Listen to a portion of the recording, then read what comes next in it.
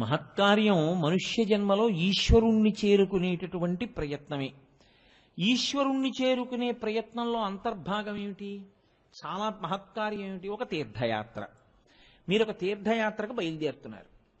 ఒక మోక్షపురి ప్రవేశానికి సంకల్పం చేశారు. కాంచీపురం వెడదాం సంకల్పం చేశారు. కాంచీపురం మోక్షపురి, అరుణాచలం మహోత్కృష్ట ప్రదేశం, గోకర్ణం మహాద్భుత ప్రదేశం. అందులోకి రావాలి అంటే ఈశ్వర శాసనం లేకుండా లోపలికి రాలేరు మీరు. ఆయన అనుగ్రహిస్తేనే లోపలికి వెడతారు. ఇప్పుడు మీకు పాపం ఉందనుకోండి, చాలా పెద్ద పాపం, ఈశ్వరుడు లోపలికి రానివ్వడు. ఆ పాపం ఏం చేస్తుందంటే ప్రతిబంధకంగా అడ్డొస్తుంది. అడ్డొచ్చి ఏదో కారణం చెప్పించి వెనక్కి వెళ్ళిపోయేటట్టు చేస్తుంది. ఏదో ఫోన్ వస్తుంది, ఆయన ఇంక వెళ్ళకూడదు యాత్రకి, ఆయన వెనక్కి వెళ్ళిపోతాడు. అంటే పాపము ప్రతిబంధకంగా వచ్చేసింది. ఇలా రాకుండా ఈశ్వరుడికి దగ్గరవ్వాలి అంటే తీర్థయాత్రకి వెళ్లే ముందు ఏది చూసి నమస్కరిస్తారో తెలుసా అండి? కపర్ది కపర్ది కపర్ది అని 3 మార్లు చెప్పి ఈశ్వరుడి యొక్క జటాజూటం వంక చూస్తారు. అందుకే ఆయన పెద్ద కిరీటం పెట్టుకోడు. అసలు ఆ జటాజూటమే అంత పవిత్రం. ఒక్కసారి ఆ జటాజూటం వంక చూసి ఆ చంద్రవంక, అందులోంచి పడుతున్న గంగ మీరు చూశారనుకోండి, అలా చూసి ఒక నమస్కారం చేశారనుకోండి, అది అశౌచమును పాపమును విరగగొట్టగలిగినటువంటి స్థితిని గంగ దేని వల్ల పొందింది అంటే ఆయన తలకి తగలడం వల్ల పొందింది. మనకి నదులలో గంగమ్మ మీద ఉన్నంత భక్తి ఇంకా ఏ నది మీద ఉండదు. గోదావరమ్మ అనం, లేకపోతే నర్మదమ్మ అనం, గంగమ్మ అంటాం. అమ్మవారిని పార్వతమ్మ, లక్ష్మమ్మ అన్నట్టే నదులలో గంగని మాత్రం గంగమ్మ అంటాం. గంగమ్మ అని పేరు పెట్టుకుంటాం. గంగానమ్మ జాతర అని జాతర చేస్తాం. గంగ ఈ జాతి జీవనాడిలో కలిసిపోయింది. గంగ ఒకటి, సనాతన ధర్మం ఒకటి కాదు. సనాతన ధర్మమే గంగ, గంగయే సనాతన ధర్మం. అంత గొప్ప నది. ఆ నదికంత శక్తి రావడానికి కారణం మా స్వామి పరమేశ్వరుడు యొక్క శరీరమునకు తగిలి కింద పడ్డం. అందుకని ఆయన గంగాధర అన్న నామాన్ని పొందాడు. ఆయనే జ్ఞానగంగాధరుడై లోకమునకంతటికి జ్ఞానాన్ని కూడా పంచిపెడుతూ ఉంటాడు. శౌచము అంటే మన శరీరమునకు పట్టినటువంటి అశౌచము, అపవిత్రతని తీసేయగలిగినటువంటిది నీరు ఒక్కటే. అగ్నికి అలా పవిత్రత చేకూర్చగలిగిన లక్షణమున్న అగ్ని చేత సంపర్కమును పొందలేం మనం. అగ్ని చేత సంపర్కాన్ని పొందితే శరీరము దగ్ధమైపోతుంది. కాబట్టి అది ఒక అంత్యేష్టి సంస్కారమునందు మాత్రమే. అన్యథా ఇంకోలా జరిగినా అది ప్రమాదమే అవుతుంది తప్ప కావాలని ఎవరు అగ్నిశుద్ధి పొందడం అనేటటువంటిది సాధారణంగా లోకంలో సామాన్యులు పొందేటటువంటి స్థితి కాదు. కానీ మీరు చూడండి, నిద్రపోయి మీరు లేచారు. నిద్రపోయి లేస్తే శరీరంలో ఉండేటటువంటి రంధ్రముల అన్నింటి నుంచి కూడా మలం బయటికి వెళ్ళే ప్రయత్నం చేస్తుంది. దానివల్ల ఏమవుతుందంటే శరీర రంధ్రముల నుండి మలము బయటికి వెళ్ళే ప్రయత్నం చేసి బయటికి పొటమరిస్తే అశౌచం కలుగుతుంది శరీరానికి. ఆ అశౌచమున్న శరీరంతో అత్యంత శౌచప్రధానమైన ప్రదేశంలోకి మీరు వెళ్ళకూడదు. దేవాలయం శౌచప్రధానమైనటువంటి ప్రదేశం. అటువంటి ప్రదేశంలోకి నిద్ర లేచి ఆ బట్టలతో వెళ్ళకూడదు. కాబట్టి ఇప్పుడు మీకు శౌచం కలగాలి. మళ్ళీ కళ్ళు పుసిని విడిచిపెడతాయి, అంటే కొంచెం ఆ మలినమంతా కంటి మొదట్లోకి వస్తుంది. అలాగే ముక్కుల్లోకి మలినం చేరుతుంది. వీటన్నిటికీ శుద్ధి ఎలా కలుగుతుంది శరీరానికి? స్నానము చేత. స్నానము దేనితో చేస్తారు? నీటితో చేస్తారు. అది నూతులో నీళ్ళ, పంపులో నీళ్ళ, ఏట్లో నీళ్ళ, నదిలో నీళ్ళ, లేకపోతే చెరువులో నీళ్ళ కాసేపు పక్కన పెట్టండి. మీరు ఏ నీటితో చేశారు అన్నది కాదు, నీటితో స్నానము శరీరమునకు శౌచం ఇస్తుంది. ఇప్పుడు శరీర శౌచం వచ్చి మీరు పూజకు కూర్చున్నారు. తాపోపశాంతి అని ఒక మాట ఉంది. అంటే మనసు ఎంతసేపు ఏం చేస్తుందో తెలుసా అండి? 2 రకములైన వాటినే పట్టుకుంటున్నది. అది ఉద్వేగమును పొందకుండా సాఫీగా ఉండిపోయేటటువంటి విషయముల యందు అనురక్త కాదు. ఒకటి తాను కుంగిపోవడం, లేకపోతే తాను పొంగిపోవడం. ఈ రెండిటిలో ఏదో ఒక దాన్ని అది ఇష్టపడుతుంది. ఒకటి పొంగు, తను పొంగడానికి వీలైన వాటిని జ్ఞాపకం తెచ్చుకుని పొంగుతుంది. లేకపోతే తను కుంగిపోయి తను కోప్పడి ఉద్రేకపడిపోయేటటువంటి వాటిని తలుచుకుని కుంగిపోతుంది. ఇప్పుడు ఈ పొంగు కుంగు వల్ల ఏమవుతుందంటే అది కదిలిపోతూ ఉంటుంది, అది నిలబడదు. అది కదలకుండా ఉంటే ప్రశాంతంగా ఉంటాం, అది కదిలిపోతే ఉద్వేగములు కలుగుతూ ఉంటాయి. ఇప్పుడు కదిలే మనసు నిలబడేటట్టు చెయ్యాలి. నిలబడేటట్టు చెయ్యాలి అంటే లోపల తాపశాంతి జరగాలి అంటే మళ్ళీ నీళ్లే పుచ్చుకోవాలి. అయితే శరీరం మీద మీరు ఎన్ని నీళ్లు పోశారో అలా పుచ్చుకోకూడదు. లోపలికి మినపగింజ ములగడానికి ఎంత నీరు పడుతుందో అంత నీరు మాత్రమే అరిచేతిలో వేసుకుని శబ్దం చేయకుండా అమృత మార్గంలో కింది పెదవి ఒక్కటి మాత్రమే తగల్చి మోకాళ్ళ లోపలికి మోచేతిని పెట్టి జలాన్ని పుచ్చుకోవాలి. పుచ్చుకుంటే దానికి ఆచమనమైన పేరు. దాన్ని భగవన్నామంతో పుచ్చుకోవాలి. ఒక నామం నుంచి ఇంకొక నామానికి మధ్యలో కంఠమునందు నీటి చుక్క మిగలకూడదు. అంటే ఓం కేశవాయ స్వాహ అని పుచ్చుకున్నాను అనుకోండి, నేను స్వాహాకారం చెప్పి పుచ్చుకున్న తర్వాత మళ్ళీ నేను ఓం నారాయణాయ స్వాహ అనేటప్పటికీ కంఠంలోనే ఎక్కడో నీళ్లుండిపోగానే మళ్ళీ పుచ్చుకోకూడదు. 3 మార్లు నామం స్వాహాకారం నీరు లోపలికి దిగిపోయిన తర్వాత పుచ్చుకోవాలి. అలా పుచ్చుకుంటే ఏమవుతుందంటే స్థూల సూక్ష్మ కారణ శరీరముల యందుండేటటువంటి తాపము ఉపశాంతి చెందుతుంది. అప్పుడు మనసు నిలబడగలిగినటువంటి ప్రజ్ఞని పొందడం మొదలు పెడుతుంది, కొంచెం నిలబడుతుంది అలా కదలకుండా.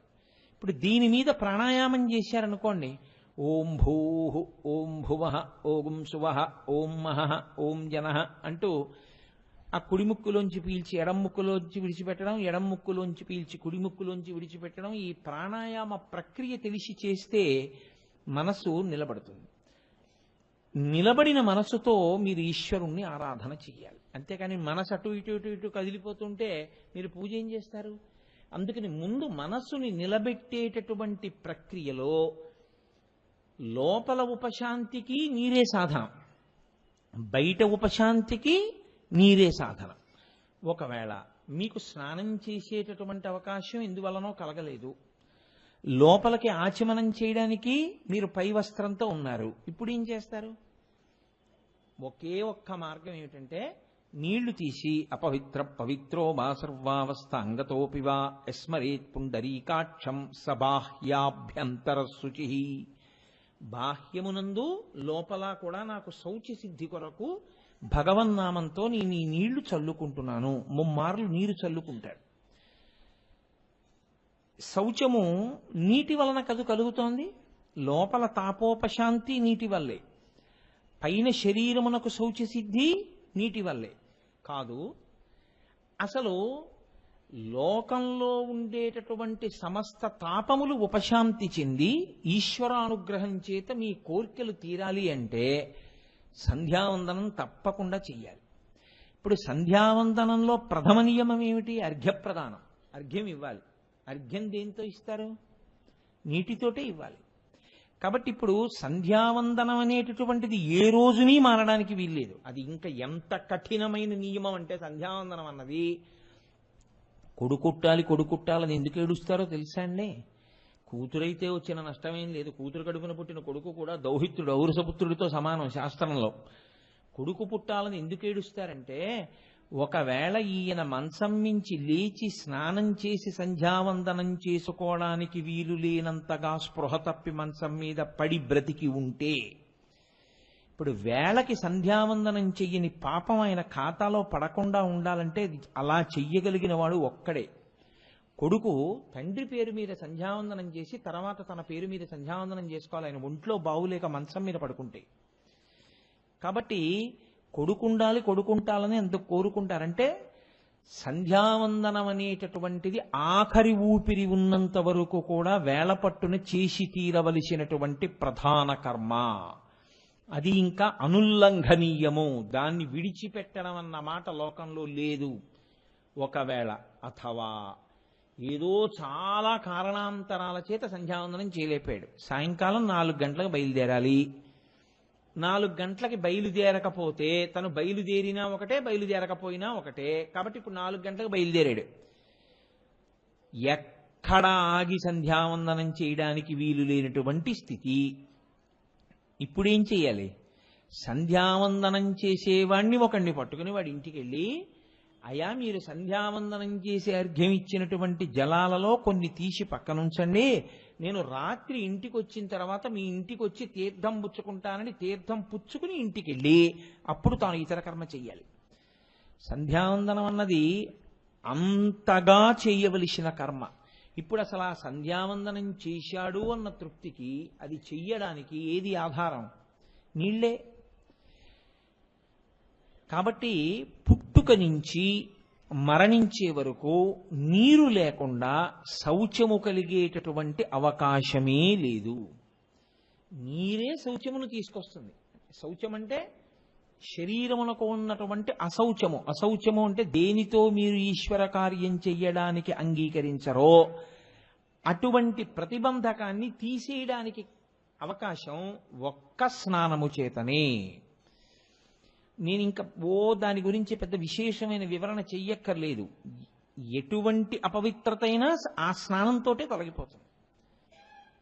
ఇప్పుడు దీన్ని బట్టి మీకు ఏమర్థం అవుతోంది? నీరొక్కటే లోకంలో శౌచ సిద్ధిని కల్పించగలదు. నీరు వినా ప్రతిరోజు శౌచ సిద్ధికి విభూతి స్నానం చెయ్యం.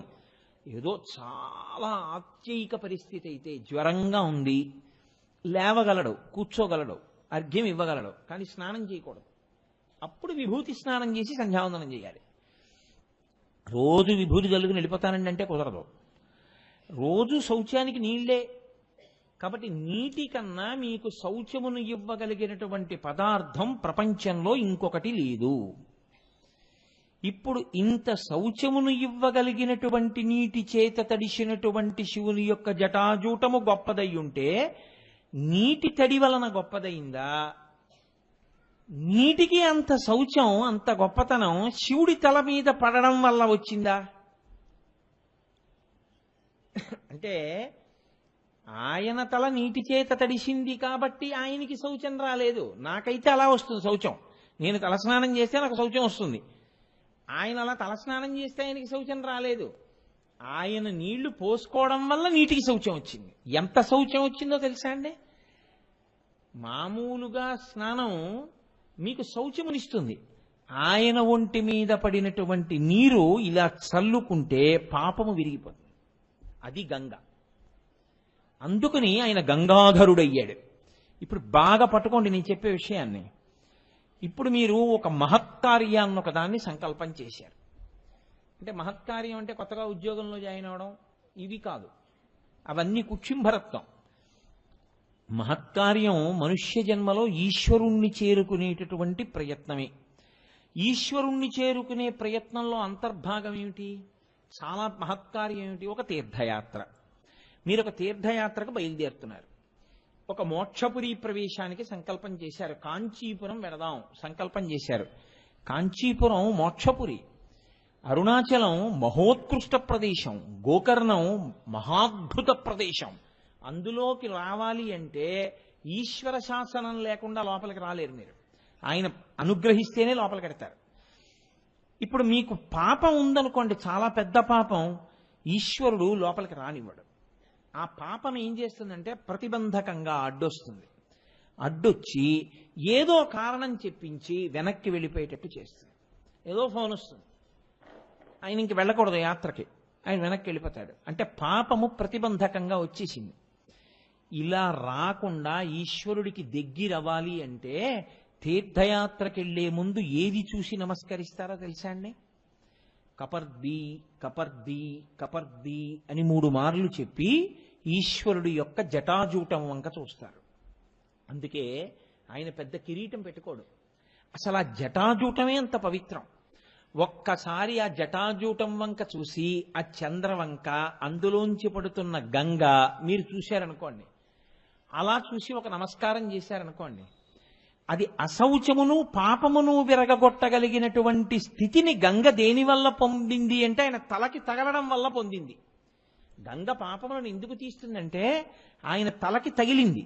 తగలడం వల్ల లోకము యొక్క పాపములను, ఒకళ్ళవి ఇద్దరివి కావు, కొన్ని కోట్ల కోట్ల కోట్ల మంది పాపములను గంగ తీయగలిగినటువంటి శక్తి పొందింది. ఇంత శక్తి గంగయే పొందితే అంత శక్తి ఎందులో నిబిడీకృతమైందని గుర్తు ఆ తలలో ఆ జటాజూటంలో ఉంది.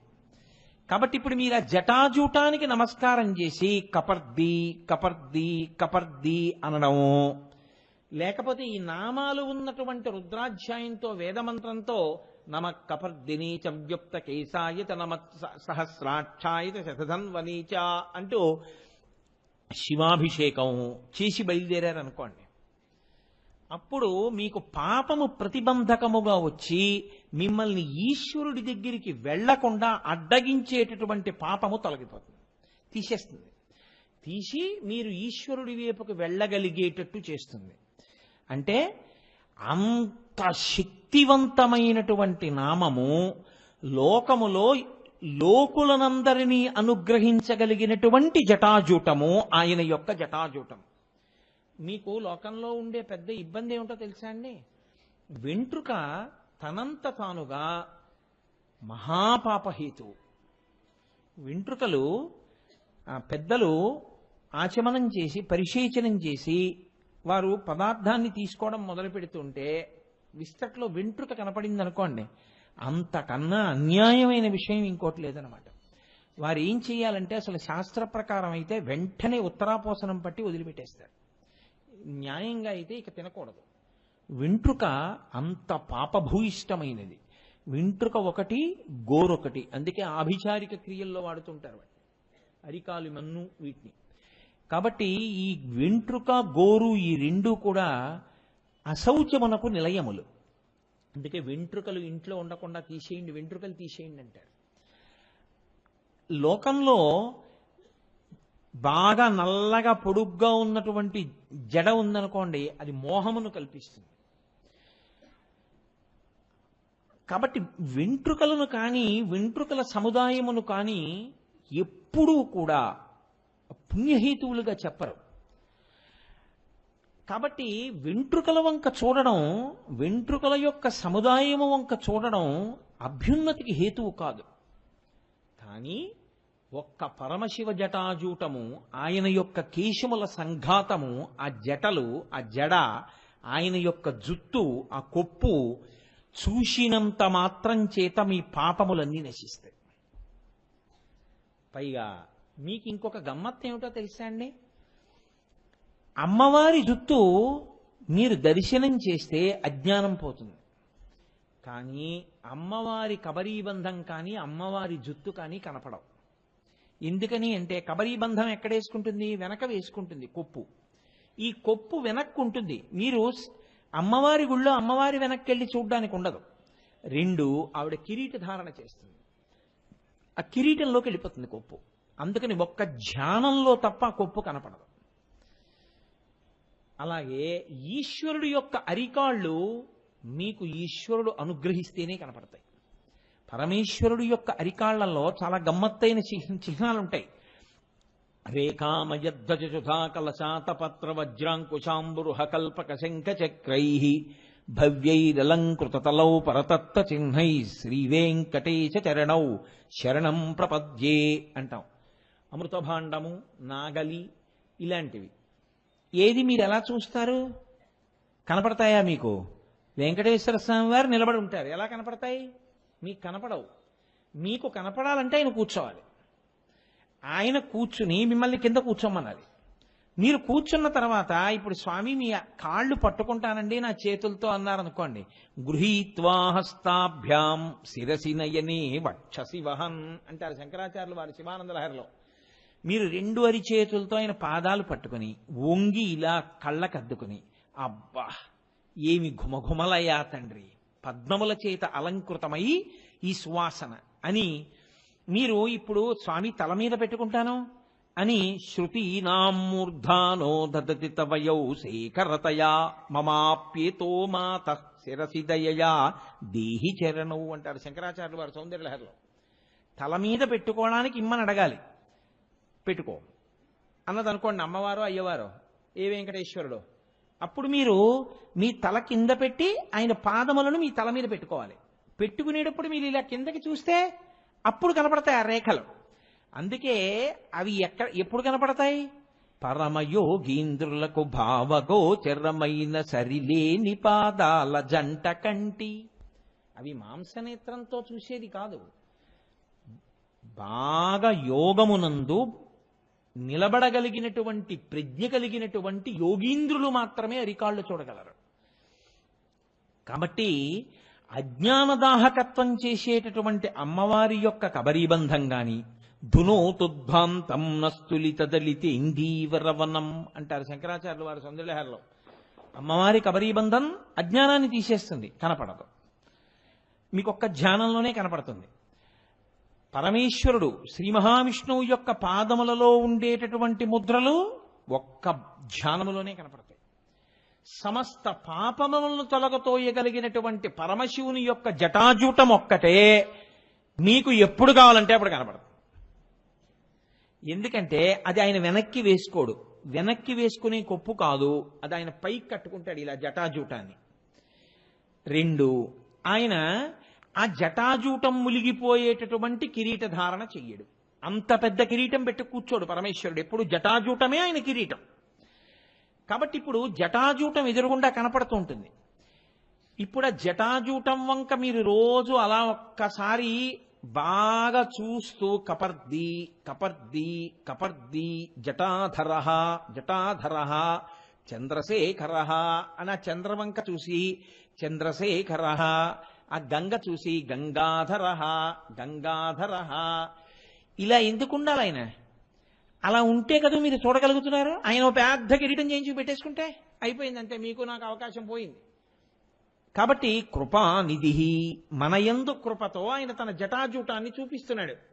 లోకములో పనికి వచ్చే వెంట్రుక అంటూ ఉంటే ఒక్క ఏనుగుదే. ఏనుగు వెంట్రుక మాత్రం దృష్టి దోషం కూడా తగలనివ్వాలి. అందుకని ఏనుగు వెంట్రుక లోపల పెట్టి పైన రాయి పెట్టి ఉంగరం చేసి పిల్లలకు పెడతారు దృష్టి దోషం తగలకుండా. ఏనుగు వెంట్రుక శక్తి ఉంది తప్ప లోకంలో ఇంకా ఏ వెంట్రుకకి కూడా పవిత్రమై మీకు ఉపకారము చేయగలిగినటువంటి వెంట్రుకలు కలిగి ఉండవు. ఏ చామరీ మృగం లాంటిదన్నో పక్కన పెట్టండి. కానీ పరమశివుని యొక్క కేశపాశము, ఆ జటాజూటము పాపములనే తీయగలిగినటువంటి శక్తి కలిగినది. కాబట్టి ఆయన కపర్ది. ఇప్పుడు ఎన్ని నామములు అందులోకి కలుస్తున్నాయి? కపర్ది, జటాధర, గంగాధర, కృపానిధి, వ్యోమకేశ, ఆకాశమంత జటాజూటం ఉన్నవాడు. ఇప్పుడు ఇటువంటి పరమేశ్వరుడు గంగని ధరించినాడు. ధరించడము అన్న మాటకు అర్థం ఏమిటి? పట్టుకుని ఉండుట అని. ఇప్పుడు నేను దీన్ని ధరించాను అన్నాను అనుకోండి, ఇది నా నుంచి జారి పడిపోతోంది అనుకోండి, అప్పుడు నేను ధరించానన్న మాట అన్నాం. ఎందుకంటే ఇది జారి కింద పడిపోయింది అనుకోండి, నేను 2 అడుగులు వేసేటప్పటికి ఈ లాల్చీ జారి కింద పడిపోయింది అనుకోండి, ఇంక నేను ధరించడం ఏమిటి? దాన్ని ధరించానన్నాం. నేను ఒకసారి ధరించి ఇంకా నేను దాని గురించి పట్టించుకోకుండా నేను వెళ్ళిపోతుంటే నాతో పాటు అది వచ్చేయాలి. నేను మళ్ళీ ప్రయత్నపూర్వకంగా దాన్ని తీసి పక్కన పెట్టేస్తేనే అది వదలాలి నన్ను, తప్ప అది నన్ను వదిలేసేసే స్వతంత్రత దానికి ఉండకూడదు. అలా అయితే ధరించాను అంటారు. దాన్ని ధరించాడండి ఆయన. బట్టలు ధరించాడు, పుష్పమాల ధరించాడు. ఆయన గంగను ధరించాడు, గంగాధరుడు. ఎలా కుదురుతుంది? ఎక్కడ ధరించాడు? వెంట్రుకలలో ధరించాడు. మీరు బాగా గమనించండి, వెంట్రుకలలో నీరు పట్టుట దుస్సాధ్యము, ఎవ్వరూ పట్టలేరు. అథవా నేను పట్టుకుంటానండి, నాకు చాలా పెద్ద జుట్టు ఉంది, దాన్ని ఏదో చుట్టూ పెద్ద అట్టహాసంగా కట్టేస్తాను, చిన్న కన్నం పెడతాను. ఎన్ని పడతావు? ఓ చెంబుడు పడతావు. ఆయన దేన్ని పట్టాడు? ఆకాశ గంగనంతటినీ పట్టేశాడు. ఎన్నాళ్ళు పట్టాడు? కొన్ని సంవత్సరములు పట్టేశాడు. అలాగే ఇది సాధ్యమా ఎవరికైనా? పైగా ఇప్పుడు ఆ పడిపోతున్న గంగ ఏమైంది? కదలిక లేకుండా అలా ఉండిపోలేదు. గంగకి, గంగ అంటే నీటికి ఒక లక్షణం ఉంటుంది, ఎప్పుడు పల్లాన్ని వెతుక్కుంటుంది, బయటికి వెళ్ళిపోయే మార్గాన్ని వెతుక్కుంటుంది. ఎందుకని ఆవిడ పడ్డం ఆకాశం మించి పడింది, పడింది శివుడి జటాజూటంలో పడింది, అక్కడి నుంచి కింద పడిపోవాలి, పాతాళానికి వెళ్ళిపోవాలి ఆవిడ. కానీ ఇబ్బంది ఎక్కడొచ్చిందో తెలుసా అండి? కొన్ని సంవత్సరముల పాటు అలా ప్రవహిస్తూనే ఉంది ఆవిడ. ఎక్కడ? ఆ జటాజూటంలోనే. ఇంత నీరంటే అది ఎంత నీరు అలా పడింది అని మీరు అనుకుంటున్నారో అంత అనుకోవడమే, దానికి లెక్కేం లేదు. ఇప్పుడు నీరు పడుతోంది, జటాజూటము అలాగే ఉంది. ఎన్ని సంవత్సరములు పడినా దానికి బయటికి వెళ్ళడానికి దారి లేదు. అలా గంగని పట్టగలిగినంత జటాజూటం ఉన్నవాడు లోకంలో ఇంకొకడు లేడు అసలు.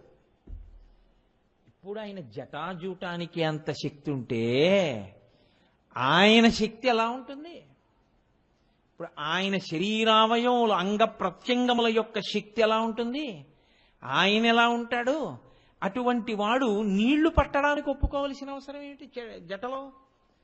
అది గంగాధర అంటే తాను పట్టగలడు, అట్టె పెట్టగలడు, తాను వదలాలనుకుంటేనే వదలగలడు.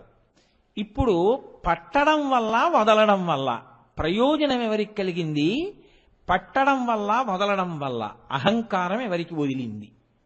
మీరు ఒక్కసారి ఆలోచించండి. గంగాధర నామం ప్రారంభం దేంతో మొదలంటే, ఒక వంశంలో పుట్టి చాలా దుడుకుతనంతో ప్రవర్తించి చనిపోయిన వాళ్ళు ఉన్నతగతులు పొందడం కోసమని చెప్పి అవతరించడానికి ప్రారంభమైనటువంటి గంగా అవతరణ కథ ఎవరి దగ్గర పూర్తయిందంటే, మొత్తం లోకంలో పుట్టినటువంటి సమస్త జనావళికి ఉపకారం చేయడం దగ్గర పూర్తయింది.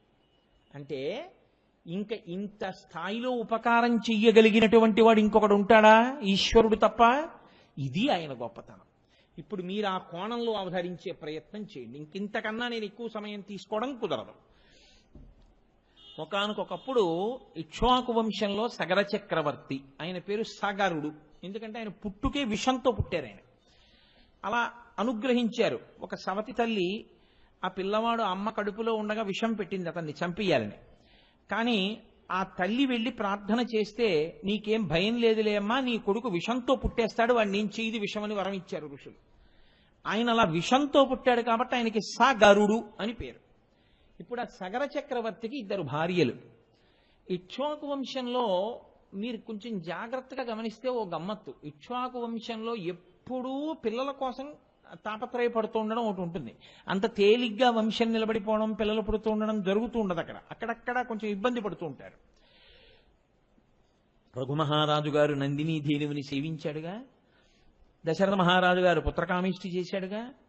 కాబట్టి ఇప్పుడు ఆ ఇక్ష్వాకు వంశంలో పుట్టినటువంటి సగర చక్రవర్తికి 2 భార్యలు. పెద్ద భార్య పేరు కేశిని, చాలా సుగుణాల రాశి, అంత మంచిది. రెండవ భార్య పేరు సుమతి, ఆవిడ కూడా మంచిది.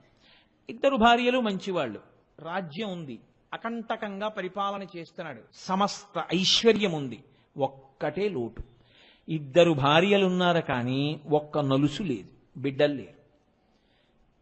అంటే మీరు జాగ్రత్తగా పరిశీలనం చేస్తే సుఖపడడానికి సంతోషించడానికి ఎన్నున్నాయో ఇన్నిటినీ పక్కన పెట్టి, అయ్యో ఇన్నున్నాయి కానీ అదొక్కట్లేదని దేని గురించి ఏడవడం వల్ల అది ఉంటే ఇవన్నీ లేకపోయినా పర్వాలేదని బాధపడవలసి ఉంటుందో అటువంటిది లేకుండా పోయింది. మీరు గమనించారో లేదో? ఇన్ని లేకపోయినా సుగుణాభిరాముడైన ఓ కొడుకున్నాడు అనుకోండి, మంచి కొడుకున్నాడనో తృప్తుంటుంది, చాలు. ఇంత మహానుభావుడు అటువంటి వాడు కొడుకుగా పుట్టాడు. అన్నీ ఉన్నాయి, కొడుకే లేడు, పిల్లలే లేరు. ఇది సగర చక్రవర్తి బాధ. అంటే ఇప్పుడు ఈ బాధ ఎందుకు వచ్చింది? ఏదో పాపం వల్ల వచ్చింది. పాపం ప్రతిబంధకంగా నిలబడకపోతే కష్టం ఎందుకు వస్తుంది? కాబట్టి ఇప్పుడు ఇది పోవాలంటే ఏం చేయాలి? ఈశ్వరుడు యొక్క అనుగ్రహాన్ని పొందాలి. ఈశ్వరానుగ్రహం పొందాలంటే ఏం చేయాలి? తపస్సు చేయాలి. తపస్సు చేయాలంటే ఏం చేయాలి? దానికి యోగ్యమైన ప్రదేశం మీద కూర్చోవాలి. యోగ్యమైన ప్రదేశం ఏది? హిమాలయ పర్వతం. అక్కడ అందరూ తాపసులు నివసిస్తూ ఉంటారు, పరమ భాగవతోత్తములందరూ తిరుగుతూ ఉంటారు. అంచేత ఆ ప్రదేశము పునీతమై ఉంటుంది. కాబట్టి ఆయన హిమాలయ పర్వతాల మీదకెళ్ళి కూర్చుని తపస్సు మొదలెట్టాడు. అది ఎక్కడ తపస్సు చేస్తున్నాడు? భృగు ప్రస్రవణము అనబడేటటువంటి ఒక ప్రదేశంలో తపస్సు చేస్తున్నాడు.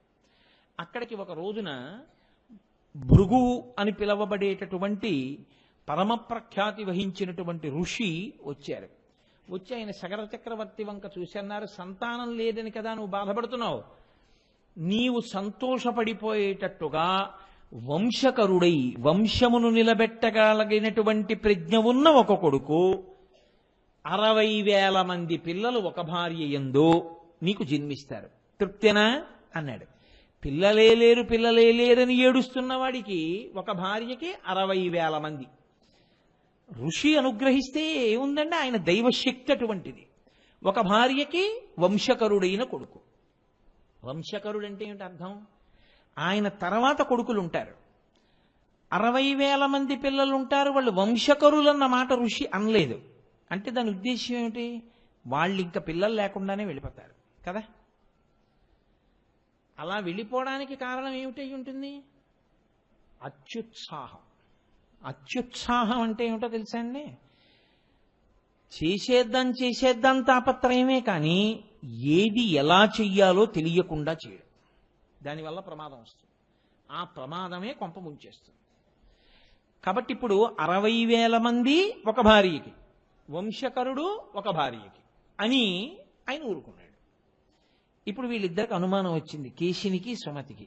ఎవరికి 60,000 మంది, ఎవరికి ఒకడు? కాబట్టి వాళ్ళన్నారు రాజు దగ్గరికి వెళ్ళి, మాలో ఎవరికి 60,000 మంది పుడతారు, ఎవరికి ఒకడు పుడతాడు అని అడిగారు. అయితే ఆయన అన్నాడు, ఈ మాట నన్ను అడిగితే నాకు తెలుసా, నేను ఆ వరం ఇచ్చిన వాడిని, తెలుసున్నవాడు ఆయన్ని అడుగుదాం. భృగు మహర్షిని అడిగారు. అడిగితే ఆయన అన్నాడు, నేను చెప్పడం ఎందుకు, మీలో ఎవరికి 60,000 మందో, ఎవరికి వంశకరుడో, మీలో ఎవరికి 60,000 మంది కావాలి, ఎవరికి ఒక్కడు కావాలి అడగండి అన్నాడు. మునేస్తువచనం శ్రుత్వా కేశినీ రఘునందన పుత్రం వంశకరం రామ జగ్రాహన్ నృపసన్నిధౌ. ఆ కేశిని అంది, నాకు ఒక్క కుమారుడు వంశకరుడు చాలు. మహర్షి అన్నారు, తథాస్తు, నీకు వంశకరుడైన కుమారుడు జన్మిస్తాడు. ఇప్పుడు సుమతి వంక చూసి ఈమె కూడా నాకు వద్దండి 60,000 మంది, నాకు ఒక్కడే కావాలందనుకోండి, అప్పుడు మళ్ళీ కథ జటిలమవుతుంది. కానీ ఆవిడంది, మహర్షి వచనం శ్రుత్వా, ఆయన చెప్పినటువంటి మాటను విని, సుపర్ణ భగినీ తథా షష్ఠిం పుత్ర సహస్రాణి సుపర్ణ భగినీ తథా మహోత్సాహన్ కీర్తిమతో జగ్రాహన్ సుమతి సుతాన్. 60,000 మంది పిల్లలు మహోత్సాహం, అత్యుత్సాహం ఉన్నవాళ్ళు, మంచి కీర్తి, లోకంలో శాశ్వతంగా వాళ్ళ పేరు జ్ఞాపకం ఉండిపోయేటట్టుగా చెయ్యగలిగినటువంటి వాళ్ళు నాకు కావాలి. ఆయన అన్నాడు, తథాస్తు, గొడవ లేదుగా, నేను ఎలా అన్నానో అలాగే అడిగారు మీరిద్దరు, ఇంక ఇబ్బంది ఏముంది, అలా పొందుతారు, వెళ్ళండి అన్నాడు. రాజు సంతోషంగా 2 భార్యల్ని తీసుకుని ఇంటికి వచ్చేసాడు. పెద్ద భార్య సుమతికి ఒక కుమారుడు పుట్టాడు, కేశినికి. పెద్ద భార్య కేశినికి ఒక కుమారుడు పుట్టాడు. ఆయనకి అసమంజసుడు అని నామకరణం చేశాడు. ఈ రెండవ భార్యకి ఒక పెద్ద సొరకాయ లాంటిది ఒకటి జన్మించింది. ఇప్పుడు ఈ సొరకాయ బయటికి వచ్చిన తర్వాత పగిలింది. అందులో 60,000 మంది పిల్లలు, చిన్ని పిల్లలు. చూడండి, లింగంలో సహస్రలింగం అని ఉంటుంది, ఆ లింగంలోనే 1000 లింగాలు ఉంటాయి. అలా సొరకాయలో 60,000 పిండములు ఉన్నాయి. ఇప్పుడు ఈ 60,000 పిండాల్ని కూడా నీతి పాత్రలో పెట్టి దాదులు పెంచి పెద్ద చేశారు. 60,000 మంది పిల్లలు పెద్దవాళ్ళై బయటకు వచ్చారు. ఇప్పుడు చూడండి, ప్రిమిచ్యూర్ బర్త్ అని చెప్పి ఏదో 7వ నెలలో పుట్టేసినటువంటి పిల్లల్ని అమ్మ కడుపు ఎలా ఉంటుందో అటువంటి వాతావరణంలో పెంచగలిగినటువంటి సాంకేతిక పరిజ్ఞానం ఇప్పుడు వచ్చింది. ఆ రోజుల్లో తపశ్శక్తితో, ఆయుర్వేదంతో అటువంటి సిద్ధిని వాళ్ళు పొందారు. కాబట్టి 60,000 మంది పిల్లల్ని నీతి కుండల్లో పెట్టి పెంచి దాదులు పెద్ద చేశారు. 60,000 మంది సుమతి యొక్క బిడ్డలు, అసమంజసుడు కేశిని యొక్క కుమారుడు. ఈ 60,000 మంది పేర్లేమి అని అడిగారనుకోండి, ఎందుకు వచ్చిన ఇబ్బంది ఇదంతా అని ఏం చేశారంటే, 30 రోజులు 60,000 మంది పిల్లల పేర్లు చెప్తే వచ్చే ఉపయోగం ఏముందో పుస్తకం పట్టుకుని సగరులు అనండి అన్నారు. సగర చక్రవర్తి కుమారులు కాబట్టి వాళ్ళకి సగరులు. అంటే సగరులేనా, అసమంజసుడు కూడా సగరుల్లో ఒకడే, ఎందుకంటే సగర చక్రవర్తి కొడుకే. కానీ 60,000 మందికి సగరులని పేరు. ఇప్పుడు ఆ 60,000 మంది పెరుగుతున్నారు, అసమంజసుడు పెరుగుతున్నాడు. ఈ అసమంజసుడికి ఒక లక్షణం ఉండేది. వీడు సాయంకాలం అయ్యేటప్పటికీ అయోధ్యానగరం ఆవలి ఒడ్డున ఉన్నటువంటి సరయూ నది దగ్గరికి వెళ్ళి పిల్లలందరినీ ఆడుకోవడానికి రండిని పిలిచేవాడు. రాజుగారి కొడుకుతో ఆడుకోవడం అంటే సరదా కదూ. అందరూ ఊళ్ళో ఉన్న పిల్లలందరూ వచ్చేవారు. ఈ పిల్లలందరినీ తీసుకెళ్లి వాడు ఏం చేసేవాడంటే నీళ్లలోకి విసిరేసేవాడు. విసిరేస్తే ఆ పిల్లలు నీళ్లలోంచి తప్పుకొని బయటికి వద్దామంటే వాళ్ళు రావడానికి వీలు లేకుండా రాళ్ళు వేసి కొట్టేవాడు. కొడితే వాళ్ళు పాపం పైకి రాలేక ఆ నీళ్లలో కొట్టుకుపోయేవారు. రోజు అలా కొంతమంది పిల్లలు కొట్టుకుపోవడం, వాడు సంతోషంగా ఇంటికి వచ్చేయడం. ఏవం పాప సమాచార సజ్జన ప్రతిబాధక పౌరాణామహితో యుక్తో పుత్రో నిర్వాసిత పురాన్. మహారాజుకి వెళ్ళి చెప్పారు, అయ్యా నీ కొడుకు ఇలా చేస్తున్నాడు, పిల్లల్ని చంపేస్తున్నాడు. ఆ రోజుల్లో రాజులు అటువంటి వాళ్ళు. వాళ్ళకి పుత్రమిత్ర భేదం కానీ లేకపోతే పుత్రశత్రుభేదం కానీ వాళ్ళకి ఏం లేవు. లోకమునకు అపకారం చేస్తున్నాడు కాబట్టి పిల్లవాడు ఉండడానికి వీల్లేదు ఊళ్ళో. కాబట్టి రాజ్య బహిష్కారం విధించాడు సగర చక్రవర్తి. పుట్టిన కొడుకు అసమంజసుడు రాజ్యాన్ని విడిచిపెట్టి అడవులకు వెళ్ళిపోయాడు. ఆ అడవులకు వెళ్ళిపోయేటప్పటికే అసమంజసుడికి ఒక కొడుకున్నాడు. ఆయన పేరు అంశుమంతుడు. ఇప్పుడు ఆ అంశుమంతుడు సగర చక్రవర్తి దగ్గర ఉన్నాడు. చాలా కాలం అయిపోయిన తర్వాత సగర చక్రవర్తి అశ్వమేధయాగం చేస్తున్నాడు. గుర్రాన్ని విడిచిపెట్టారు. అశ్వమేధయాగంలో గుర్రాన్ని విడిచిపెడతారు కదండి, మరి అందులో గుర్రాన్ని విడిచిపెట్టారు. దానికి అంశుమంతుణ్ణి కాపలాగా పెట్టి ఆ గుర్రాన్ని పంపించాడు. దేవేంద్రుడు ఆ గుర్రాన్ని అపహరించాడు. ఎవరి రూపంలో అపహరించాడు? ఇంద్రుడిగా అపహరించలేదు. రాక్షసీం తనుమాస్తాయా యజ్ఞీయాశ్వమపాహరత్. రాక్షసుడి వేషంలో ఎత్తుకుపోయాడు. ఎత్తుకుపోతే గుర్రం కనపడలేదు. వెతికాడు వెతికాడు వెతికాడు వెతికాడు, గుర్రం లేదు. తిరిగి వచ్చేసాడు అంశుమంతుడు. వచ్చేసి అన్నాడు, తాతగారండి తాతగారండి, మరి అసమంజసుడు కొడుకు కదా సగర చక్రవర్తి తాతగారు అవుతారు. తాతగారు తాతగారు నాకు గుర్రం కనపడలేదండి, ఎవరో ఎత్తుకుపోయారు ఒక రాక్షసుడు అన్నాడు. అంటే సగర చక్రవర్తి అన్నాడు, వేదం చదువుకున్నటువంటి ఇంతమంది నిష్ఠాగరిష్ఠులైనటువంటి మహాభక్తులైన ఋషులు ఇంతమంది ఇక్కడ ఉండగా రాక్షసులు రాలేరు. కాబట్టి ఇది ఎవరో కావాలని చేసిన పని. ఇది తెలుసుకోవాలి అంటే ఇప్పుడు భూమండలం అంతా వెతకాలి. భూమండలం అంతా వెతికేయాలంటే నువ్వు కూర్చోరా, నా కొడుకులు ఉన్నారుగా 60,000 మంది సగరులు ఉన్నారుగా, సుమతి కొడుకులు అని వాళ్ళని పిలిచాడు. పిలిచి ఆయన అన్నాడు, యోజనాయామ విస్తారమేకైకో ధరణీతలం బిభిధ పురుష వ్యాఘ్ర వజ్రస్పర్శ సమైర్నకై అన్నాడు. మీ గోళ్లు వజ్రములతో సమానంగా ఉంటాయి, అంత పదునుగా ఉంటాయి. ఈ భూమిని అంతటినీ మీరు పనిచేసుకోండి. ఒక్కొక్కడు ఒక్కొక్క యోజనం తీసుకోండి. 60,000 మంది ఉన్నారు కదా, 60,000 యోజనాలు తీసేసుకోండి. తీసేసుకుని గోళ్ల వజ్రములతో సమానమైన గోళ్లతో భూమిని అంతటినీ గోతులు పెట్టేయండి. పెట్టేసి పాతాళం వరకు వెళ్ళిపోండి. వెళ్ళిపోయి ఎక్కడ ఉందో గుర్రం వెతికి తీసుకురండి. ఎందుకనంటే నేను లేవకూడదు పీటల మించి, దీక్షలో ఉన్నాను. దీక్ష అంటే నియమం. అది దీక్షాంతర్గత నియమం ఏమిటో తెలుసా అండి?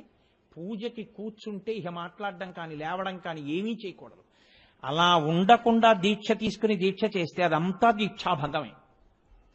కాబట్టి నేను లేవకూడదు పీటల మించి. అలా లేస్తే అరిష్టం జరుగుతుంది. కాబట్టి నేను లేచి వెళ్ళకూడదు. మీరు వెళ్ళి పట్టరండి గుర్రాన్ని, 60,000 మంది వెళ్ళండి అన్నాడు. అంటే ఇప్పుడు 60,000 మంది బయలుదేరారు. వాళ్ళు భూమిని అంతటినీ కూడా వెతికేశారు, భూమిని చీల్చేశారు, గోతులు పెట్టేశారు, పాతాళం దగ్గరికి వెళ్ళిపోయారు. కనపడ్డ వాళ్ళందరినీ చంపేశారు, రాళ్ల పెట్టి కొట్టేశారు, మా గుర్రం కనపట్టలేదన్నారు. భూమి అతలాకుతలమైపోయింది. ఎంతో ప్రాణికోటి నశించిపోతోంది. ఇప్పుడు దేవతలందరూ కలిసి ఇదేమిటి, పృథివీ స్వరూపమే పాడైపోతోంది, అసలు భూమి పాడైపోతోంది. వాళ్ళందరూ చతుర్ముఖ బ్రహ్మగారి దగ్గరికి వెళ్ళారు. వెళ్ళి వాళ్ళన్నారు, ఇదేమిటి, ఇదేమాగడం, 60,000 మంది సగరులు భూమిని అంతటినీ చీల్చేస్తున్నారు, పాడు చేసేస్తున్నారు. మరి ఈ ఆగడాన్ని నుంచి భూమిని కాపాడేవాడు లేడా అని అడిగారు. అడిగితే ఆయన అన్నాడు, కాపిలం రూపమాస్తా యాధారయత్యనిశం ధరాన్ తస్య కోపాగ్నినా దగ్ధ. ఆయన శ్రీ మహావిష్ణువు ఈ భూమిని అంతటినీ కాపాడుతూ ఉంటాడు. ఆయన వసుదేవుడు, ఆయనది ఈ భూమి, ఆయనదైన ఈ భూమిని ఆయనే రక్షించుకుంటుంటాడు. అటువంటి వాడు ఇప్పుడు కపిలుడు అన్న పేరుతో పాతాళలోకంలో తపస్సు చేస్తున్నాడు. వీళ్ళు ఎందుకు పుట్టారో తెలుసా? ఈ 60,000 మంది ఇంత మహోత్సాహంతో ఉండడానికి కారణం ఏమిటో తెలుసా? వీళ్ళ ఈ అత్యుత్సాహమే వీళ్ళ కొంప ముంచేస్తుంది. కాబట్టి వీళ్ళందరూ కూడా కాపిలం రూపమాస్తా యాధారయత్య నిశంధరాన్. కపిల రూపంలో ఉన్నటువంటి శ్రీ మహావిష్ణువు తన భూమిని తానే రక్షించుకోవడానికి ఆయనే వీళ్ళని చంపేస్తాడు. కాబట్టి తస్య కోపాగ్నినా దగ్ధా భవిష్యంతి నృపాత్మజాహ. మీరేం బెంగ పెట్టుకోకండిరా, మీరు వెళ్ళి వాళ్ళని ఆపుదామని ప్రయత్నం చేయకండి. ఆయనకి కోపం వచ్చేటట్టు చేస్తారు వీళ్ళు ఈ ఉత్సాహంలో. ఆయనకు ఒకనాడు కోపం వస్తుంది. కోపం వస్తే ఆయనకి ఏం ఆయుధం పట్టుకోక్కర్లేదు, ఆయన ఒక్క హుంకారం చేస్తాడు అంతే, ఈ 60,000 మంది చచ్చిపోతారు. కాబట్టి మీరు భయపడకండి, మీరు వెళ్ళిపోండి అన్నాడు. ఇప్పుడు వీళ్ళు అంతా వెతికారు, కనపడలేదు. మళ్ళీ వెళ్ళారు తండ్రి దగ్గరికి. నాన్నగారు 60,000 యోజనముల కింద పంచుకొని భూమినంతటినీ గోతులు పెట్టి చూశాం, మాకు కనపడలేదు గుర్రం అన్నారు. ఆయన అన్నాడు, కనపడకపోతే నేను పీటల మించి ఎలా లేస్తాను యజ్ఞంలో? నేను కానీ లేచిపోయానో ఇక గుర్రం కనబట్టలేదని పోయినట్టే దీక్ష. దీక్ష కాని పాడు చేసుకున్నావో ఉగ్రమైన ఫలితములు వస్తాయి. దీక్షా స్వీకారం ఎంత గొప్పదో దీక్షని నియమం పాటించడం అంత ముఖ్యం. కాబట్టి ఇప్పుడు వ్యతిరిక్త ఫలితాలు వస్తాయి. కాబట్టి నేను లేవకూడదు. మీరేం చేస్తారంటే పెట్టిన గోతుల్లోంచి పాతాళం వరకు వెళ్ళిపోండి. వెళ్ళిపోతే కింది లోకాల్లో ఉన్నా సరే గుర్రం కనపడాలి కదా, వెళ్ళండి అన్నాడు. వీళ్ళు మళ్ళీ 60,000 మంది బయలుదేరారు. బయలుదేరి ఇప్పుడు వాళ్ళు భూమికి పెట్టినటువంటి గోతుల్లోంచి పాతాళ లోకంలోకి వెళ్ళిపోయారు. అంటే అక్కడ వరకు తవ్వేశారు. 60,000 మంది తూర్పు దిక్కుకి వెళ్ళారు. దిశా గజం విరూపాక్షం ధారయంతం మహీతలం. అక్కడ ఒక పెద్ద ఏనుగు ఒకటి నిలబడింది తూర్పు దిక్కున. దాని కుంభస్థలం మీద భూమి ఆని ఉంది. ఆ ఏనుగుకి విరూపాక్షము అని పేరు. దిగ్గజములు అంటామేం మనం, భూమిని అన్ని దిక్కుల్లోనూ మోస్తూ ఉంటాయి. వాళ్ళ ఏనుగు దగ్గరికి వెళ్ళి ప్రదక్షిణం చేసి నమస్కారం చేశారు. దానికి అప్పుడప్పుడు కుంభస్థలం నిప్పెడుతుందిట. మోసి మోసి మోసి మోసి మోసి నిప్పెట్టి ఒక్కసారి ఇలా ఎత్తి సర్దుకోవడానికి ఓసారి తల ఇలా కదుపుతుందిట. తల ఇలా కదపగానే భూకంపాలు వస్తాయి. అంత గొప్ప ఏనుగది. కాబట్టి విరూపాక్షం దిశాగజం విరూపాక్షం ధారయంతం మహీతలం. తూర్పు దిక్కున అటువంటి ఏనుగుని చూశారు. వాళ్ళకేమీ కనపడలేదు గుర్రం. అందుకని మళ్ళీ తూర్పు దిక్కు నుంచి దక్షిణ దిక్కుకు వచ్చారు. అంటే ప్రదక్షిణ పురస్సరంగా తిరుగుతున్నారు. దక్షిణ దిక్కుకు వచ్చారు. మహాపద్మం మహాత్మానం సుమహత్ పర్వతోపమం. పర్వతం ఎంత ఉంటుందో అంత పెద్ద ఏనుగు ఒకటి కనపడింది దక్షిణ దిక్కున. దానికి మహాపద్మము అని పేరు. అది మోస్తోంది భూమిని. దానికో ప్రదక్షిణం చేశారు, దానికో నమస్కారం చేశారు. దక్షిణ దిక్కును కూడా గుర్రం కనబడలేదు. మరి దక్షిణం నుంచి పశ్చిమానికి వచ్చారు. అక్కడ చూశారు. అక్కడికొస్తే సౌమనసం దిశా గజం సౌమనసం ధారయత్య నిశంధరాం. సౌమనసము అనబడేటటువంటి ఒక ఏనుగు పశ్చిమ దిక్కును మోస్తోంది. దానికో ప్రదక్షిణం చేశారు, అక్కడ గుర్రం కనపడలేదు. మళ్ళీ అక్కడి నుంచి ఉత్తర దిక్కుకు వచ్చారు. భద్రం భద్రేణ వపుషా ధారయంతం మహీమిమాం. భద్రము అనబడేటటువంటి ఒక పెద్ద ఏనుగు ఉత్తర దిక్కుని మోస్తోంది. అక్కడ కూడా ఉత్తర దిక్కును కూడా కనపడలేదు. అంటే వాళ్ళు భూమినంతటినీ వెతికి భూమిలోంచి కిందకి దిగి పాతాళానికి వెళ్ళి పాతాళంలో తూర్పు దక్షిణ పశ్చిమ ఉత్తరములు చూసేశారు. ఇక మిగిలిందేమిటి? ఈశాన్యం ఒక్కటే ఉంది తూర్పుకి ఉత్తరానికి మధ్యలో. ఆ ఈశాన్య దిక్కుకి వెళ్ళారు. వెళ్ళేటప్పటికి అక్కడ కపిల మహర్షి తపస్సు చేసుకుంటున్నారు. శ్రీ మహావిష్ణువే కపిల మహర్షిగా కూర్చుని తపస్సు చేస్తున్నారు. వీళ్ళు అక్కడికి వెళ్ళి వెతుకుతున్నారు. వెతుకుతూ ఉంటే వీళ్ళ యజ్ఞాశ్వం అక్కడ కట్టేశాడు ఇంద్రుడు పట్టుకెళ్ళి. అక్కడ కనపడింది ఆ గుర్రం. అన్నన్నా అత్యుత్సాహం కదండి, ఆలోచన తక్కువ ఉత్సాహం ఎక్కువ. ఇదిగో రామన గుర్రం అన్నారు. అమ్మమ్మమ్మ, ఎంతకాలం నుంచి వెతుకుతున్నానరా. నాన్నగారు అలా కూర్చుని ఉన్నారు పాపం దీక్షలో లేవకుండా. ఈ గుర్రాన్ని ఇక్కడికి తెచ్చి కట్టి ఎవడ కట్టేసి ఉంటాడు రా ఈ గుర్రాన్ని అన్నారు. తపస్సు చేసుకుంటున్నటువంటి కపిల మహర్షి కనబడ్డారు. గుర్రం ఇక్కడుంది, అదిగో ఆయన అక్కడ కూర్చున్నాడంటే ఆయనే పట్టుకొచ్చి ఉంటాడు, చంపేసేయండి రా ఆయన అన్నారు. ఆయన ఎవరో ఏమిటో తెచ్చాడో తేలేదో వినదగునెవ్వరు తెచ్చిన వినదగునెవ్వరు చెప్పిన వినినంతనే వేగపడక వివరింపదగున్ కలికల్ల నిజము తెలిసిన మనుజుడెపో నీతిపరుడు మహిళో సుమతి. యుక్తాయుక్త విచక్షణ లేదు, ఒక పిచ్చి ఉత్సాహం అంతే. మహోత్సాహం కీర్తివతో జగ్రాహ సుమతిశ్రుతాన్ అని కదా మరి ముందు. కాబట్టి వీళ్ళందరూ కనపడ్డ నాగళ్ళు, పెద్ద పెద్ద చెట్లు, కనపడినటువంటి కర్రలు, పొదలు అన్నీ చేత్తో పట్టుకున్నారు. పట్టుకుని ఆ కపిల మహర్షిని కొడతాను, చంపేస్తామని ఆయన మీదకు పరిగెత్తారు. ఆయన ఏమిట్రా ఎంత పెద్ద కేకలు వినపడుతున్నాయని 60,000 మంది మీద పడిపోవడానికి వచ్చేస్తున్నారు. ఆయన ఒకసారి ఇలా కళ్ళు విప్పి చూశారు. 60,000 మంది రాజకుమారులు మీదకు వస్తున్నారు. ఆయన వెంటనే ఓసారి చూసి రోషేన మహితావిష్టోహుంకార మకరోత్తదా భస్మరాశి కృతా సర్వే కాకుత్స సగరాత్మజాః. ఆయన హుం అన్నాడంతే. ఆయన కోపం వచ్చింది. ఏమిట్రా ఇలా మీద పడిపోతున్నారు, వీళ్ళెవరు, ఎందుకు వస్తారు, ఎందుకు మీద పడిపోతున్నారు ఇలాగా అని ఒక్క హుంకారం చేశాడు అంతే. ఆయన కోపంతో చేసినటువంటి హుంకారమునకు పరిగెత్తుకొస్తున్నటువంటి 60,000 మంది 60,000 భస్మరాశుల కింద పడిపోయారు. బూది కుప్పల కింద పడిపోయారు. విభూతి ఉండలు 60,000 పెడితే ఎలా ఉంటుందో అలా పడిపోయారు. గుర్రం అక్కడే ఉండిపోయి, వెళ్ళిన వాళ్ళ జాడ తెలియదు. లేస్తే దీక్ష పోతుంది, లేవకుండా కూర్చుందామంటే వెళ్ళిన వాళ్ళు ఏమైపోయారో తెలియదు. చూసి చూసి చూసి చూసి చూసి చూసి సగర చక్రవర్తి అన్నాడు, మళ్ళీ మనవడు అంశుమంతుణ్ణి పిలిచాడు. ఒరే ఏదో ఉపద్రవం జరిగిందిరా ఎక్కడో, తిరిగి రాలేదు 60,000 మంది కొడుకులు. నువ్వు వెళ్ళి చాలా జాగ్రత్తగా ధనుర్బాణములు, కత్తి అన్నీ పట్టుకుని వెళ్ళి వెతుకు భూమండలం అంతా అన్నాడు. ఆయన వెతికి వెతికి వెతికి వెతికి తన తండ్రులు తీసినటువంటి గోతులలోంచి పాతాళలోకానికి చేరాడు.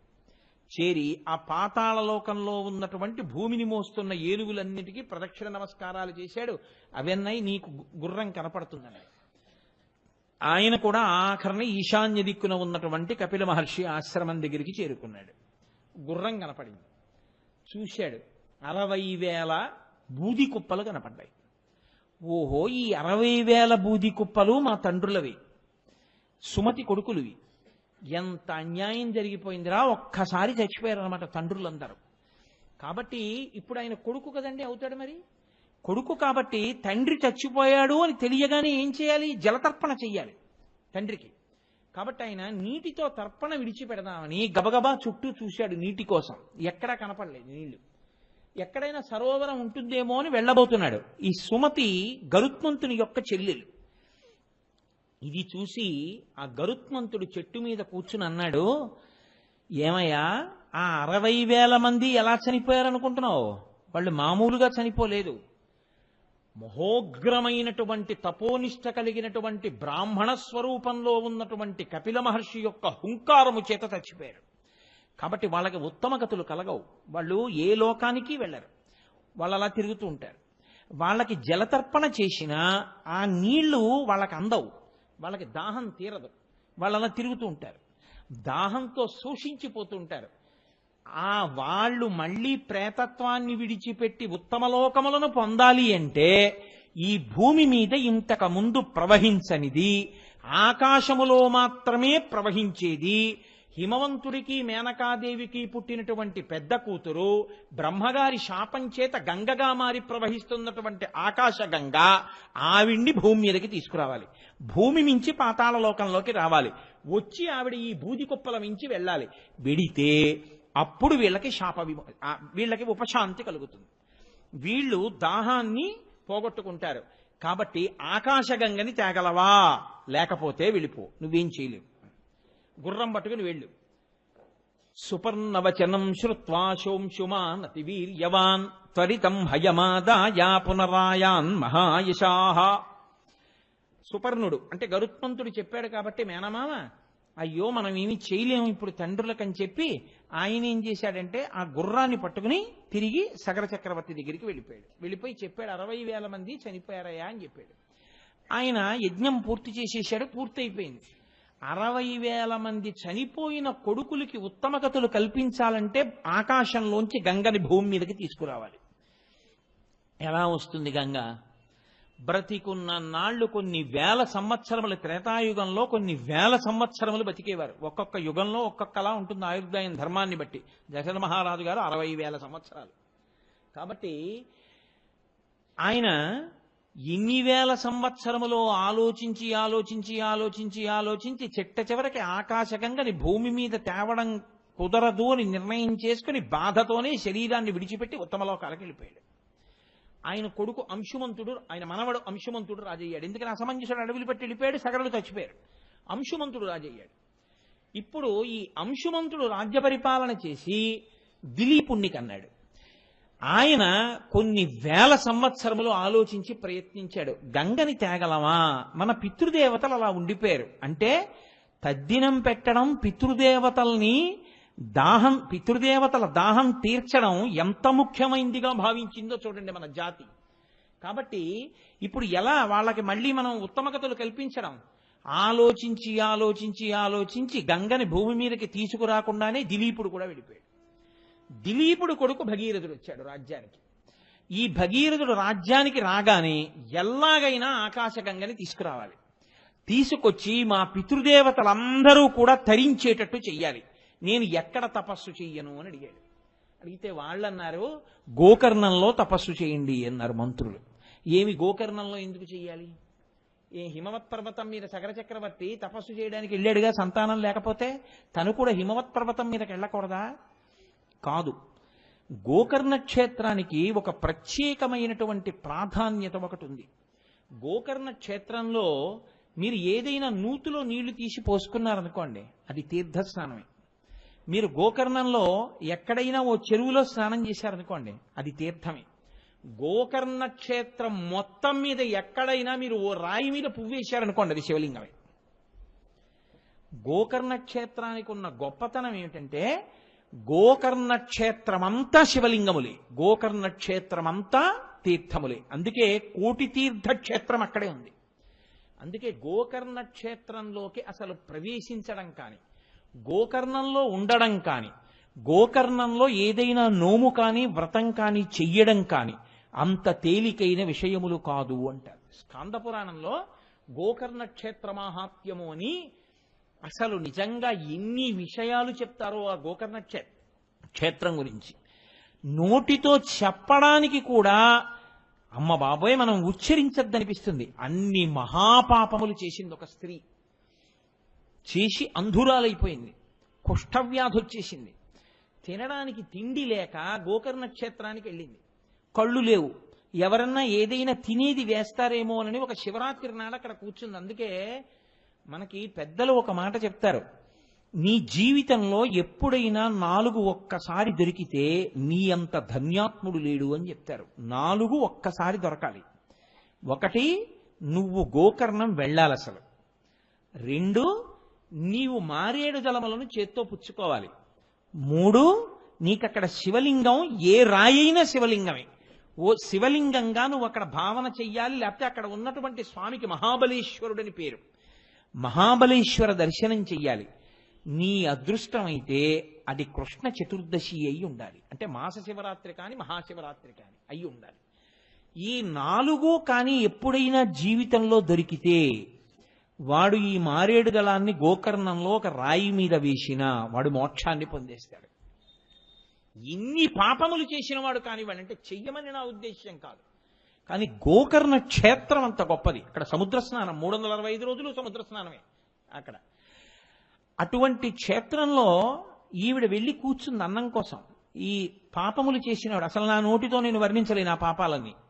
ఆవిడ కూర్చునుంటే ఒక ఆయన వెళ్ళిపోతూ ఆవిడ్ని చూశాడు. చూసి ఏమో ఎందుకు విసిరాడో తెలియదు, ముట్టుకున్నా పాపం పోతుంది కదా అనుకున్నాడో ఏమో, దర్శనం స్పర్శనం 2 గొప్పవు కదా మారేడు దళం. అందుకని ఒక మారేడు దళాల మాలను ఒక దాన్ని ఆవిడ ఒళ్ళోకి బారేశాడు. కంపు వచ్చేస్తోంది, ఒళ్ళు చీము నెత్తురు కారిపోతోంది, కుష్ఠరోగంతో ఉంది, కళ్ళు లేవు, వృద్ధురాలు, ఆకలి, ఏడుస్తోంది. దగ్గరికి వెళ్లకుండా మారేడు దళాల మాలిలా విసిరాడు. ఆ ఒళ్ళో వచ్చి పడితే ఆవిడనుకుంది అమ్మయ్యా తినేదేదో వేశారనుకుని గబగబా ఆర్తితో దాన్ని ఇలా తడువుకుని తీసి నోటి దగ్గర పెట్టుకుంది. ఆకులు అని తెలిసింది ఆవిడకి. ఇది ఏమిటి అని ముక్కుతో వాసన చూసింది. అది మారేడు దళాల మాల. ఎవడో ధూర్తుడు నాకు మారేడు దళాల మాల వేశాడు, ఇందుకు తినాలా కడుపు నిండాలా? ఆ రోజు ఆవిడ అదృష్టం ఏమిటంటే కృష్ణ చతుర్దశి, మాఘమాస కృష్ణ చతుర్దశి అంటే మహాశివరాత్రి. ఆవిడ ఈ మాలని తీసి విసిరి పారేసింది కోపంలో. ఆ విసిరేయడంలో అది వెళ్ళి ఆ పక్కన ఉన్నటువంటి ఓ శివలింగం మీదకి అలంకారంగా పడిపోయింది. ఈవిడ లేచి అన్నం కోసం పరితపించి పరితపించి అసలు ఆవిడ దగ్గరికి కూడా ఎవరు రాకపోతే ఏడుస్తూ రాత్రల్లా నడుస్తూ జాగరణ చేస్తూ వెళ్ళిపోయింది, చచ్చిపోయింది. శివదూతలు వచ్చి ఆవిడని తీసుకెళ్ళిపోయింది.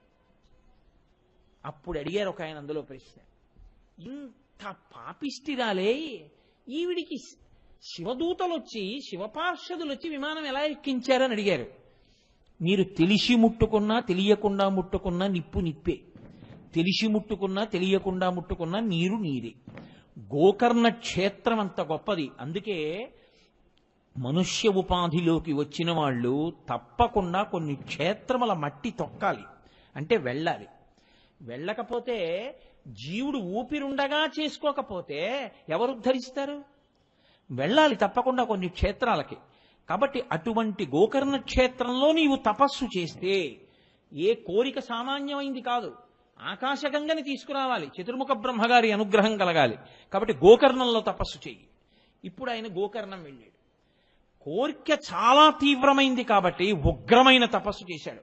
ఊర్ధ్వబాహు పంచతప మాసాహారో జితేంద్రియ తస్య వర్ష సహస్రాణి ఘోరే తపసి తిష్ఠిత. ఆయన ఊర్ధ్వబాహు, రెండు చేతులు పైకెత్తి నించున్నాడు.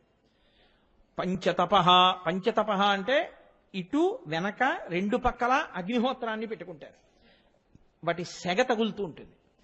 రెండు కన్నులు ముయ్యకుండా సూర్యుడి వంక అలా చూస్తూ ఉంటారు. ఎంత బాధ కళ్ళకి.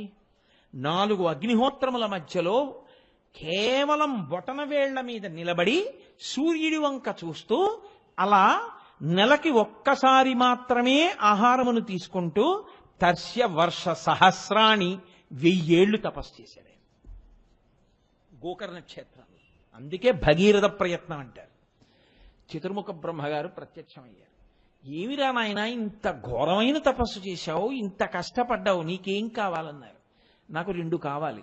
ఒకటి, మా ఇక్ష్వాకు వంశం సంతానం లేక ఇబ్బంది పడుతోంది అప్పుడప్పుడు. మా ఇక్ష్వాకు వంశంలో ఇంకా సంతానము కలగడంలో ఇబ్బంది కలగకూడదు. సంతానము కలిగి తీరాలి, వంశం ఆగకూడదు. తప్పకుండా నీ కోరిక తీరింది, అనుగ్రహించాను. 2, మా పితృదేవతలు మా ముందు పుట్టినటువంటి వాళ్ళు 60,000 మంది సగరులు బూడిద కుప్పలై పడిపోయి ఉన్నారు కపిల మహర్షి యొక్క ఆగ్రహ జ్వాలకు. వాళ్ళు ఉత్తమగతులు పొందలేదు, వాళ్ళ దాహం తీరలేదు అప్పటి నుంచి ఇప్పటి వరకు. కాబట్టి మీరు అనుగ్రహించి ఆకాశంలోంచి గంగని, హిమవంతుని యొక్క పెద్ద కుమార్తెని భూమి మీదకి విడిచిపెట్టాలి. బ్రహ్మగారు అన్నారు, నీ మొదటి కోరిక తీరుస్తాను, 2వ కోరిక తీర్చడం సాధ్యం కాదు. ఎందుకో తెలుసా? గంగాయా పతనం రాజన్ పృథివీ న సహిష్యతి. ఆ గంగ ఆకాశంలోంచి కాని కింద పడిందా ఈ భూమి తట్టుకోలేదు. భూమి అంతా అదిరిపోయి బద్దలైపోయి భూమిని అంతటినీ కూడా ఈడ్చేస్తుంది గంగ. అంత శక్తివంతం పైనుంచి అలా పడుతుంది. కాబట్టి భూమి కూడా తట్టుకోలేదు, భరించగలిగినది భూమి.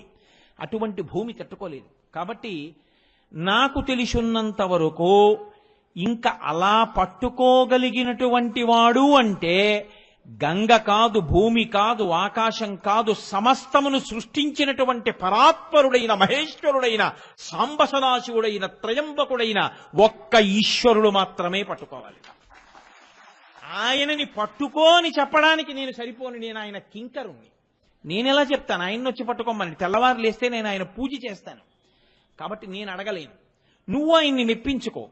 కాబట్టి గంగాయా పతనం రాజన్ పృథివీన సహిష్యతి తాం వై ధారయితుం వీర నాణ్యం పశ్యామి శూలినః. నాకింకెవ్వరూ కనపట్టలేదు. పశ్యామి, నాకు కనపట్టల్లా. శూలినః, ఆ త్రిశూలం పట్టుకున్నవాడు ఉన్నాడే, ఆ శంకరుడు ఒక్కడే పట్టగలడు. ఆయన్ని ఏమైనా మెప్పిస్తావా? నీ ఇష్టం. ఆయన్ని మెప్పించి ఆయన పట్టుకుంటానంటే చెప్పు, తప్పకుండా గంగని విడిచిపెడతాను పైనుంచి. ఆయన వెళ్ళిపోయాడు. ఇది భగీరథ ప్రయత్నం అంటే. ఎంత కష్టం అండి 1000 ఏళ్లు తపస్సు అంటే. ఇప్పుడు ఈ భగీరథుడు మళ్ళీ వెళ్ళి 1000 సంవత్సరములు మళ్ళీ తపస్సు మొదలుపెట్టాడు. పరమశివుడి కోసమని, ఆయన సాక్షాత్కారం కోసమని కూర్చున్నాడు. కూర్చుని ఘోరమైనటువంటి తపస్సు చేస్తున్నాడు. ఇప్పుడు పరమశివుడు ప్రత్యక్షమయ్యాడు. ఆయన ఏమన్నాడో తెలుసా అండి? దేనికి నువ్వు తపస్సు చేస్తున్నావు అని అడగలేదు. అది కృపానిధి, ఆయన కృపకు దయకు నిధి. కనపడుతూనే ఆయన అన్నాడు, ప్రీతస్తేహం నరశ్రేష్ఠ కరిష్యామి తమాప్రియం శిరసాధారయిష్యామి శైలరాజ సుతామహం అన్నాడు. ఏమయ్యా, గంగ భూమి మీద పడితే భూమి తట్టుకోలేదని బ్రహ్మగారు చెప్పారు కాబట్టి పట్టుకోవడానికి కదూ నన్ను నా కోసం ప్రయత్నించావు. నీ యొక్క తపస్సుకి నేను ప్రీతి చెందాను భగీరథ, కాబట్టి నేను పట్టుకుంటాను గంగని, పద. ఇంకంతకన్నా కావలసిందేమిటి? పరమ సంతోషాన్ని పొందాడు భగీరథుడు. ఆ పరమశివుడు ముందు నడిచాడు, వెనక భగీరథుడు నడిచాడు. ఇద్దరూ కలిశారు, హిమాలయ పర్వత ప్రాంతంలోకి వెళ్ళారు. అక్కడ బిందు సరోవరము అని ఒక ప్రఖ్యాతమైనటువంటి క్షేత్రం. ఆ బిందు సరోవరం దగ్గరికి వెళ్ళి శంకరుడు 2 కాళ్ళు అటు ఇటు పెట్టి నడుం మీద 2 చేతులు వేసుకుని జటాజూటాన్ని విప్పి అలా పైకి చూస్తూ వదలండి అన్నాడు. ఆ మూర్తిని మీరు చూసి తీరాలి. అసలు ఆ గంగావతరణం చేసేటటువంటి శంకరుడు అసలు ఆ మూర్తిని మనసులో ఊహ చేస్తేనే అబ్బా అనిపిస్తుంది. అలా ఉంటాడు. ఇలా నిలబడి వదలండి అన్నాడు. నడుం మీద చెయ్యేసుకోవడం అంటే అంతటి సావధానం. పాండురంగడు వేసుకుంటాడు మళ్ళీ ఇలా. అందుకే ఆయన కూడా వేచి ఉండే దేవుడు. ఇటకరా అక్కడ పడేసి పుండలీకుడు అలా ఉండు, మా నాన్నగారి కాళ్ళు పడుతున్నాను నేను వచ్చే వరకు ఉండంటే మనం చూడండి ఎవరి కోసమన్నా ఎదురు చూస్తుంటే ఇలా పెడతాం.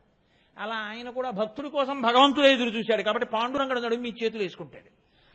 అలా ఈయన నడుము మీద చేతులు వేసుకుని తలపైకెత్తి చూస్తున్నాడు గంగ పడుతుందని. బ్రహ్మగారు అన్నారు, గంగా పైనుంచి కింద పడు అంటే ఆవిడ పకపక నవ్వి ఆవిడంది, ఏమిటో పిచ్చాడు, తెలియదు నా సంగతి, నన్ను పట్టుకుంటాడా? ఎక్కడ పట్టుకుంటాడా? ఆ జటాజూటంలో పట్టేసుకుంటాడా? నన్ను ఆ జుత్తులో పట్టుకుంటాడా? అదేం పెద్ద బిందె కడవా ఏమిటి? భూమే పట్టుకోలేని దాన్ని ఓ జుత్తులో పట్టుకుంటాడా? ఈడ్చేస్తాను. తాబేళ్లతో, చేపలతో, మొసళ్లతో, పాములతో పైనుంచి నేను కింద పడిపోతుంటే కొన్ని కోట్ల హంసలు పెడుతున్నట్టుంటుంది ఆ నురగ. అంత ధారతో వచ్చి తల మీద పడగానే ఆ దెబ్బకి కింద పడిపోతాడు. నిజం తెలుసా అండి? అందుకే జలపాతం కింద స్నానం చేయడం తెలిసి చెయ్యాలి. తెలియకుండా తలకాని మీరు పెట్టారనుకోండి ఏమవుతుందో తెలుసా? 2 రోజులు హోరెక్కిపోతుంది తల. అందుకే జలపాతం కింద స్నానం చేస్తే చేతులు ఇలా అడ్డు పెట్టుకుని స్నానం చెయ్యాలి తల. ఎప్పుడైనా ఆ కపిల తీర్థం దగ్గరికి వెళ్ళి శేషాచలం నుంచి పడే నీటి కింద తల పెడితే తెలియకుండా పెట్టేశారనుకోండి తల అదిరిపోతుంది. కాబట్టి తెలియదు పిచ్చేడికి. నించున్నాడు, ఈడ్చేస్తాను పాతాళానికి. ఏమిటో అనుకుంటున్నాడండి. ఆయనకి తెలియదండి.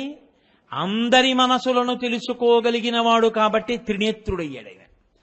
ఓహో, ఎంత అహంకరిస్తోందిరా, నన్నే ఇచ్చేస్తానంటోందనుకున్నాడు.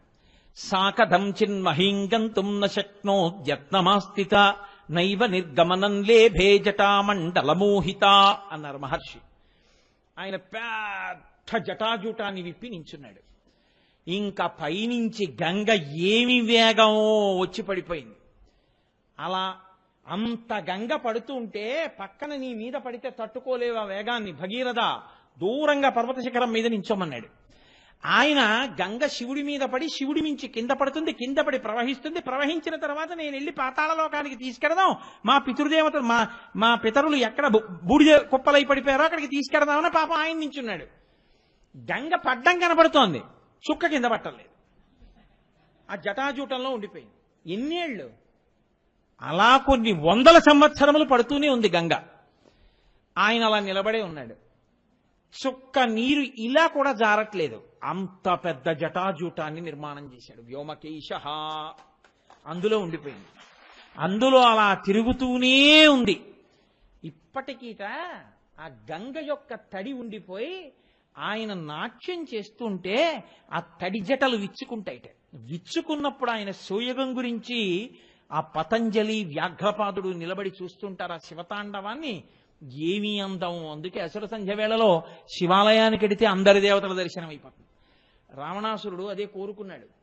జటాటవీగలజ్జల ప్రవాహ పావితస్థలే గళేవలంబ్యలంబితాంభుజంగతుంగమాలికాం ఢమఢమఢమఢమ నినాదమడ్డవర్వయం చకార చండ తాండవంతనోతు శివ శివం జటాకటాహ సంభ్రమ భ్రమం నిలింప నిర్ఝరీ విలోలవీచి వల్లరీ విరాజమానమూర్ధని ధగద్ధగద్ధగజ్జలల్లలాట పట్ట పావకే కిశోర చంద్రశేఖరే రతి ప్రతిక్షణం మమ ధరాధరేంద్రనందిని విలాస బంధు బంధురస్ఫురద్దిగంత సంతతి ప్రమోదమాన మానసే కృపాకటాక్షధోరణి నిరుద్ధదుద్ధరాపదిక్వచిద్దిగంబరే మనో వినోదమేతు వస్తుని అగర్వ సర్వమంగళా కళాకదంబ మంజరీ రసప్రవాహ మాధురీ విజృంభణా మధువ్రతం స్మరాంతకం పురాంతకం భవాంతకం మకాంతకం గజాంధకాంతకాంతకంతమంతకాంతకం భజే వృషద్విచిత్రతల్పయోర్భుజంగముక్తికస్రజో గరిష్టరత్నలోష్టయో తృణారవింద చక్షుషో ప్రజామహీ మహేంద్రయో సమప్రవర్తయన్మనః కదా సదాశివం భజే కదా నిలింప నిర్ఝరీ నికుంజకోటరే వసన్ సదా విముక్త నిర్ముతి సదా శిరస్తమంజలిం వహన్ విముక్తలోలలోచనల్లలాటపాల లగ్న కస్సివేతి మంత్రముచ్చర సదా సుఖీ భవామ్యహం అని స్తోత్రం చేశాడు శివుణ్ణి.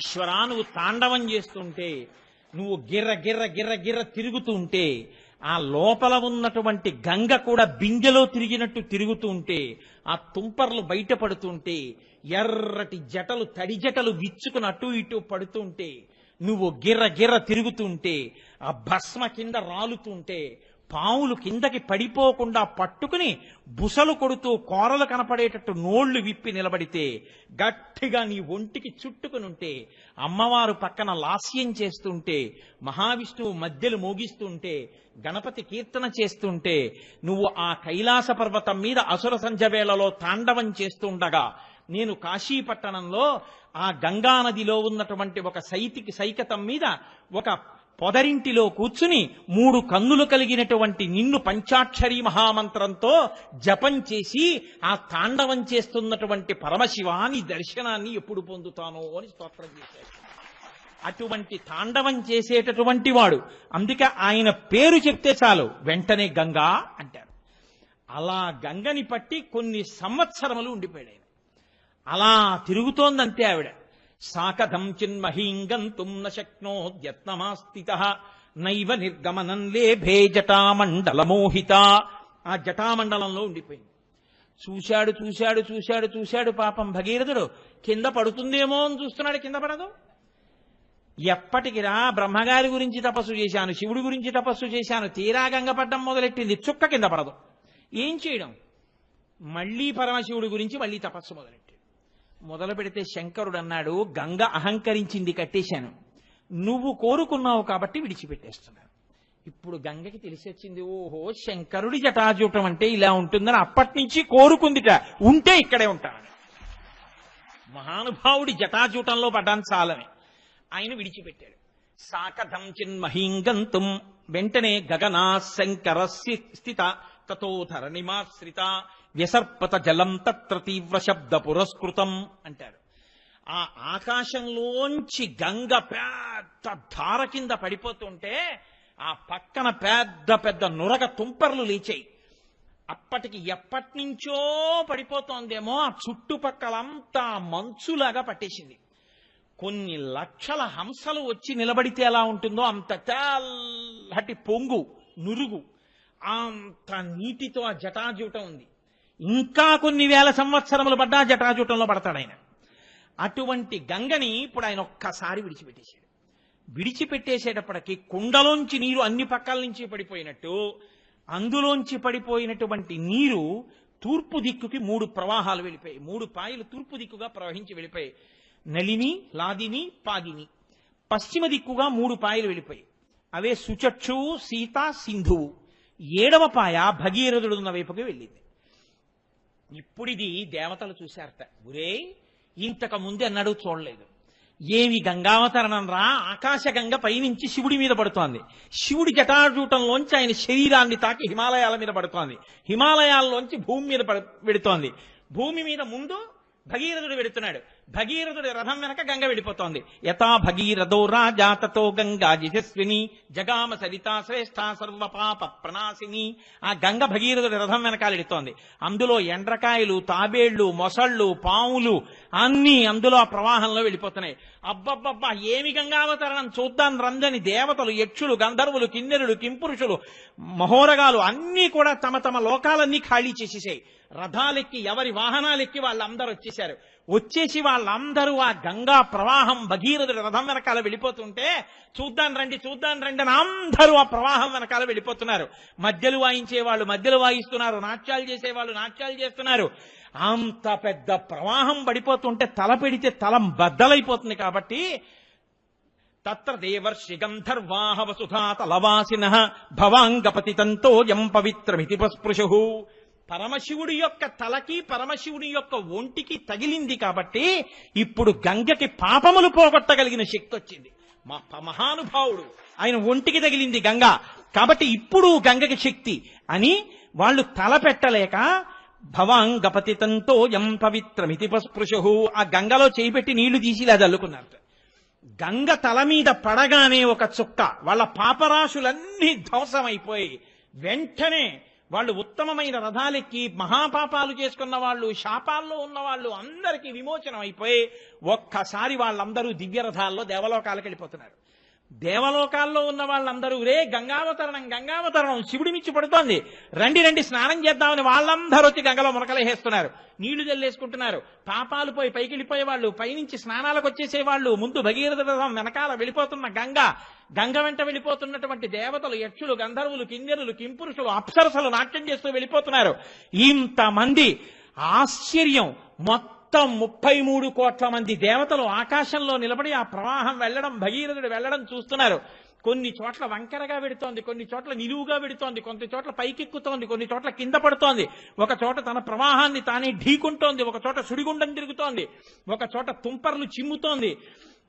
రంగతుంగ తరంగ సంఘములతో రంజిల్లు ఘోషంబుతో బంగారంబగు పొంగుతో నురగతో పువ్వాట తుంపర్లతో భంగుల్ సల్పుతు జంఘలించుతన భోభాగము నుండి జారన్ గంగమ్మను దల్చితే శిరమునన్ రంజిల్లుతున్ శంకరా. మహానుభావుడు ఆ నురగతో తుంపర్లతో పడిపోతున్నటువంటి ఆ గంగని పట్టి 7 ప్రవాహాల కింద విడిచిపెడితే ఒక ప్రవాహం భగీరథుడి వెనకాల వెళ్ళిపోతుంటే అందరూ సంతోషంగా అనుగమిస్తున్నారు.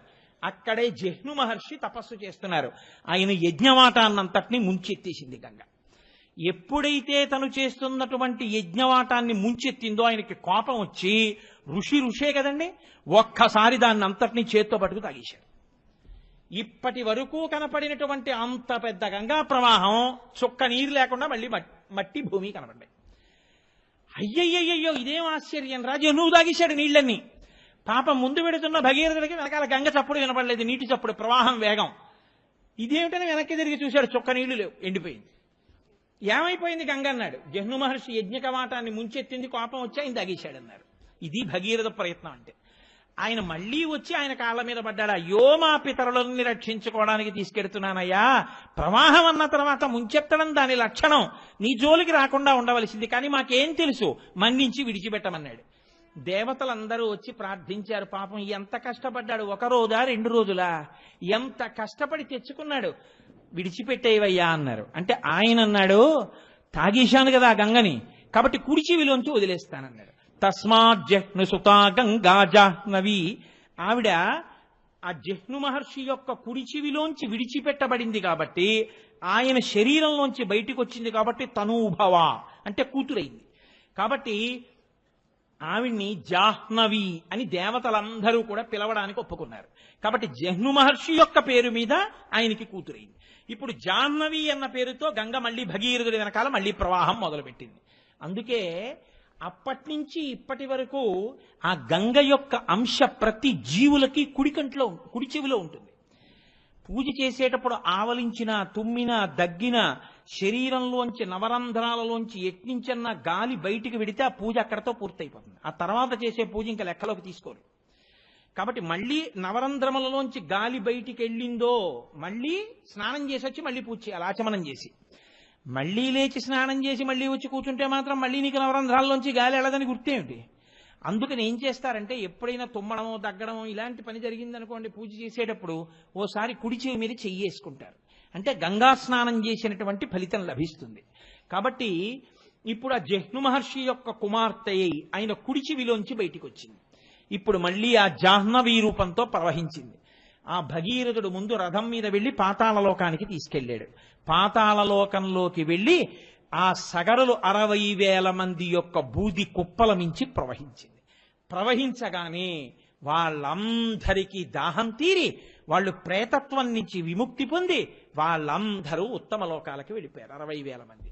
వెంటనే చతుర్ముఖ బ్రహ్మగారు వచ్చి అన్నారు, ఉరే నాయన, అనన్య సామాన్యమైన కార్యం రా, లోకంలో ఎవరు చెయ్యలేరు, అసలు ఊహించలేరు. నా గురించి తప్పించావు, పరమశివుడి గురించి తప్పించావు, ఆయన పట్టేస్తే మళ్ళీ తప్పించావు, జహ్నువు తాగితే ప్రార్థించావు, నీ పితరుల కోసం ఇంత శ్రమ పడ్డావు, వాళ్ళని పితృదేవతా స్థానంలోకి తీసుకెళ్లి ఉత్తమగతులు కల్పించావు. కాబట్టి ఈ భూమి మీద ప్రవహించేటటువంటి గంగకి నీ పేరు మీద భగీరథుని యొక్క కుమార్తెగా భాగీరథి అని నామకరణం చేస్తున్నాను. కాబట్టి ఆకాశంలో ప్రవహించేటటువంటిది దేవగంగ, భూమి మీద ప్రవహించేది భాగీరథి, మళ్ళీ పాతాళలోకంలో ప్రవహించేటటువంటిది ఒక గంగా ప్రవాహం. కాబట్టి ఆవిడికి త్రిపథగా అని పేరు వచ్చింది. మందాకిని, భాగీరథి, భోగవతి. పాతాళలోకంలో ప్రవహిస్తే భోగవతి ఆవిడ పేరు. 3 పేర్లతో గంగ 3 లోకముల యందు ప్రవహిస్తూ ఉంటుంది. ఇంత గొప్పదైనటువంటి ఆఖ్యానము ఈ గంగావతరణము. ఈ గంగావతరణం గురించి చెప్పి శ్రీమద్ రామాయణంలో వాల్మీకి మహర్షి ఎంత గొప్ప ఘట్టానికి ఫలశ్రుతి చెప్పారు. ఆయన 2 ఘట్టాలకి ఫలశ్రుతి చెప్పారు. ఒకటి గంగావతరణం, 2 షణ్ముఖోత్పత్తి. సుబ్రహ్మణ్యేశ్వర స్వామి వారు పుట్టినప్పుడు చెప్పారు, మళ్ళీ గంగావతరణం జరిగినప్పుడు చెప్పారు. ఆయన అన్నారు, ఇదమాఖ్యానం అవ్యగ్రో కాకుత్స గంగావతరణం శుభం. అవ్యగ్రమైన మనస్సుతో ఇదిలా జరుగుతుందా, నిజమేనా, అబద్ధమేనా, ఇలాంటి వెర్రి ఆలోచనలు లేకుండా పవిత్రమైనటువంటి మనస్సుతో ఈ గంగావతరణాన్ని పరమశివుడికి నమస్కారం చేస్తూ దేవాలయ ప్రాంగణంలో ఎవరైనా వింటే ఉత్తర క్షణంలో వాళ్ళ యొక్క పాపరాశి అంతా దగ్ధమైపోతుంది. గంగావతరణం వినగానే పాపరాశి పోవడం వల్ల వాళ్ళందరికీ కూడా సమస్తమైనటువంటి కోర్కెలు తీరుతాయి. కోర్కెలు తీరడంతో పాటుగా దీర్ఘాయుర్దాయము, కీర్తి కలిగగలిగినటువంటి రీతిలో వాళ్ళ జీవితము మలచబడుతుంది. కాబట్టి గంగావతరణం అనేటటువంటి ఘట్టము అంత ప్రఖ్యాతమైన ఘట్టము అని వర్ణించారు.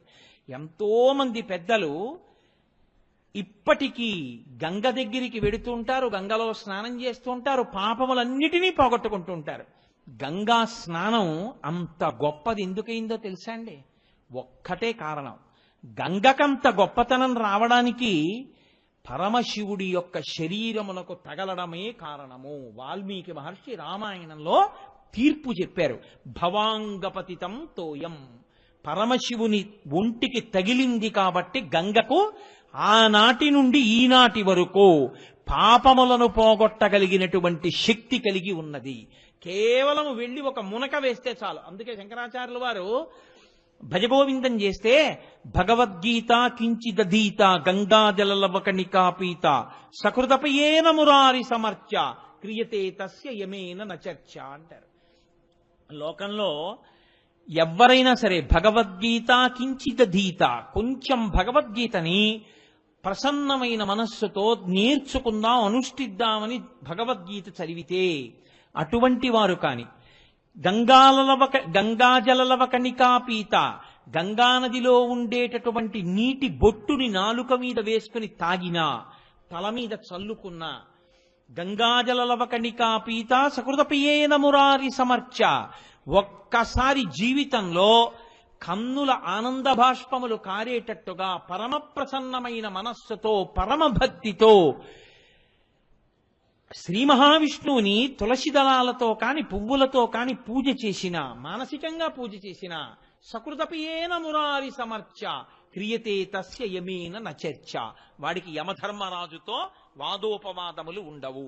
వాదోపవాదములు మేమెందుకు చేస్తామండి యమధర్మరాజు గారితో అంటారేమో. యమధర్మరాజు గారి యొక్క దూతలు వచ్చి పాశములు వేసి లాగేస్తుంటారు. వీడేమో నే రానని అటు ఇటు పారిపోతుంటాడు.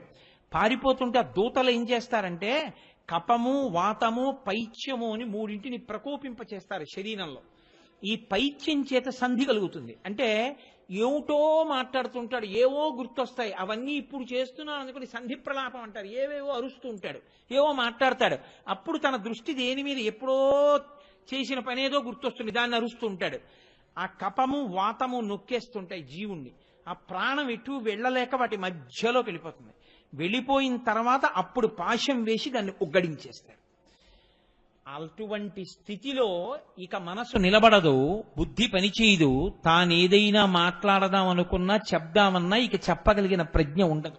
ఎవరో మహానుభావులైనటువంటి వారికైతే, ఎప్పుడూ భగవంతుణ్ణే పట్టుకున్న వాళ్ళైతే, అటువంటి వాళ్ళకి మనసు చాంచల్యమును పొందినప్పుడు కూడా ఈశ్వర సంబంధమైన నామమే వస్తుంది. మహానుభావుడు అప్పయ్య దీక్షితర్ వారిని, ఆయన ఒకానొకప్పుడు పిచ్చి కలిగేటటువంటి మందు తాగారు. శిష్యుల్ని పిలిచి, ఒరే నేను పిచ్చొచ్చే మందు తాగుతున్నాను, దీనివల్ల నాకు 1 గంట సేపు పిచ్చి వస్తుంది. 1 గంట సేపు పిచ్చొచ్చినప్పుడు మీరు తలుపులు వేసి బయట గొళ్ళెం పెట్టేయండి. ఈ పిచ్చిలో నేను ఏమరుస్తున్నానో ఓ కాగితం మీద రాయండి. గురువు గారు కదా ఏమైనా అనుకుంటారేమో అని చూడకండి.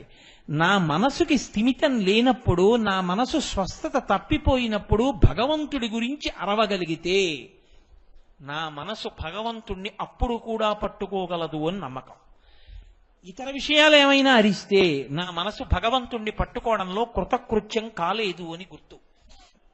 కాబట్టి నేను ఈ 1 గంట సేపు ఈ పిచ్చెక్కే మందు తాగి ఏం మాట్లాడతానో మీరు వినండ్రా అని కిటికీ దగ్గర కూర్చోబెట్టారు. ఓ 1 గంట సేపు మహానుభావుడు ఏదో అలా మాట్లాడుతూనే ఉన్నారు. 1 గంట అయిపోయింది, ఆయన పిచ్చి తగ్గిపోయింది. తగ్గిపోయిన తర్వాత తలుపులు తీశారు. గొళ్ళెం తీసి తలుపులు తీసి, గురువుగారు బయటికి రండి అన్నారు. నేను ఏం మాట్లాడానురా ఈ 1 గంట అన్నారు. ఇదిగో గురువుగారు మీరు చదివినటువంటి శ్లోకాలు ఇవి అని చూపించారు. ఉన్మత్త శతకము అంటారు. ఉన్మత్త అంటే పిచ్చి. ఆయన మనసు స్వస్థతలో లేనప్పుడు ఆయన పరమశివుడు గురించి చేసినటువంటి ఆ స్తోత్రం అత్యద్భుతమైనటువంటి స్తోత్రమై లోకంలో విరాజిల్లింది. అంటే మహాపురుషులైనటువంటి వారు వినా అందరికీ అలా భగవంతుణ్ణి పట్టుకోవడం సాధ్యం కాదు. మరణ సమయంలో కపవాత పైత్యముల్ కప్పగాశ్రమ చేత కంపముద్భవ మంది కష్టపడుచు నారాయణాయంచు నా జిహ్వతో నిన్ను పిలుతునో శ్రమచేత పిలువలేను నాటికిపుడి నీనామస్మరణ చేతు చివినిడవయ్య భూషణ వికాస శ్రీధర్మ పురనివాస దుష్ట సంహార నరసింహ దురిత దూర అని ప్రార్థిస్తాడు నరసింహ శతక కర్త. ఒంట్లో ఓపికండగానే చెప్తాను, ఈశ్వర చెవి ఒగ్గి విను, వీడు పలికాడు భగవన్నామని గుర్తు పెట్టుకో, అప్పుడు చెప్పగలనో చెప్పలేనో అంటాడు. కాబట్టి భగవద్గీత కించిదీత గంగాజలలవ కణికాపీత సకృతపియేన మురారి సమర్చ క్రియతే తస్య యమేన న చర్చ. యమధర్మరాజు గారి భటులు రావడం, పాశాలు వేయడం, రా అనడం, నే రానండం, గొడవ పడ్డం, ఆఖరికి లాగేయడం ఇవేముండవు. ఎవరు గంగానది గురించి వింటారో, గంగానది గురించి చదువుతారో, ప్రత్యేకించి గంగావతరణం వింటారో, అందున కార్తీక మాసంలో సోమవారం నాడు ప్రదోష వేళలో విష్ణువాలయంలో కూర్చుని గంగావతరణం వినడం అంటే కొన్ని కోట్ల కోట్ల కోట్ల జన్మల తర్వాత శివానుగ్రహంతో కలిగినటువంటి అదృష్టం. అది సామాన్యమైన విషయం ఏం కాదు. మనకి తెల్లవారి లేస్తే కావ్యాలు పురాణాలు అన్నీ ఆ మాట చెప్తున్నాయి. అంత పరమపావనమైనటువంటి గంగ. పరీక్షిత్ అంతటి వాడు ప్రార్థన చేశాడు, అమ్మాయని పిలిచిన నరు పొమ్మాయని ముక్తి గడకు బుద్ధువట, లిమాని రూపముతో రమ్మానాకెదురంగ గంగ రమ్య తరంగా అని అడిగాడు. గంగమ్మ దగ్గరికి వెళ్ళి అమ్మా అంటే చాలు, ఆవిడ వెంటనే లేచొచ్చి పొమ్మా అని ముక్తి కడకు బుద్ధువట, పోలా అని మోక్షాన్ని ఇస్తుంది. పొమ్మాయని ముక్తి కడకు బుద్ధువట, లిమ్మా నీ రూపముతో రమ్మా నాకెదురంగ గంగ రమ్య తరంగా అంటాడు. రమ్యమైన తరంగములతో ఉన్న ఓ గంగమ్మ లేచి నాకెదురు రావా అని అడుగుతాడు. అందున కాశీగంగ కాశీగంగే, హరిద్వార్లోనూ గంగే, మిగిలిన చోట్ల గంగే. కానీ గంగకి కాశీలో అంత గొప్పతనం ఎందుకో తెలుసా అండి? అక్కడ వరకు దక్షిణ దిక్కుకు వచ్చి అక్కడ ఉత్తర దిక్కుకు తిరుగుతుంది గంగ. అందుకే కాశీగంగ కాశీగంగ అంటారు. మిగిలిన చోట్ల గంగ గంగ కాదేమిటి? కాశీ వరకు దక్షిణానికి వచ్చి కాశీలో ఉత్తరానికి తిరుగుతుంది. మనుష్య జన్మ ఎన్ని జన్మలు ఎత్తండి, తొట్టతుదకు ఎన్ని పరుపుల మీద పడుకోబెట్టండి, ఎన్ని మంచి భోజనాలు పెట్టండి, ఎంత గొప్పగా దీనికి పూలమాలలు వేయనివ్వండి, ఎంత మంది దీనికి నమస్కారాలు చేయనివ్వండి, తుట్టతుదన దీని యొక్క స్థానము శ్మశానమే, అక్కడే కలిసిపోతుంది. పార్వతీదేవి మహాభారతం అనుశాసనిక పర్వంలో పరమశివుణ్ణి అడిగింది, ఏమయ్యా నీకు ఈ శ్మశానం అంటే ఇంత ఇష్టం, ఎందుకు కూర్చుంటుంటావు ఇక్కడ అని అడిగింది. అడిగితే ఆయన అన్నాడు, పార్వతీ, లోకంలో నువ్వు ఎక్కడికి వెళ్ళి చూడు, అది కుక్క, నే మనిషి, అది పిల్లి, ఇది కుక్క, అది పక్షి, ఇది పాము, ప్రతి వాళ్ళు ఉపాధి చూపించుకుని ఇది నేనని అహంకరించే వాళ్లే. ఒక చీమ కూడా నే చీమని కరుస్తానని అహంకరిస్తుంది. అందరి అహంకారాలు పోయి అందరూ వాళ్ళ అహంకార స్థానమైన శరీరములను విడిచిపెట్టేసి, వాళ్ళ ఐశ్వర్యాలు విడిచిపెట్టేసి, వాళ్ళందరినీ విడిచిపెట్టేసి, ఇంకా అహంకరించడానికంటూ ఏమీ లేకుండా అందరూ ఒక్కటిగా వచ్చి కూర్చునే ప్రదేశం ఇది ఒక్కటే.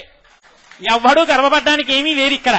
అందుకని బ్రహ్మజ్ఞానం అంటూ పుడితే ఇక్కడే పుట్టాలి. అందుకే జ్ఞానులందరూ ఇక్కడికి వచ్చి కూర్చుంటుంటారు. కాబట్టి పార్వతి అక్కడికడితే ఉంది కొట్టుకోవడం, తిట్టుకోవడం, అహంకారాలు. ఇక్కడైతే ఉంది అహంకరించడానికి ఏమీ లేరు, అందరినీ ఓటే స్థితి.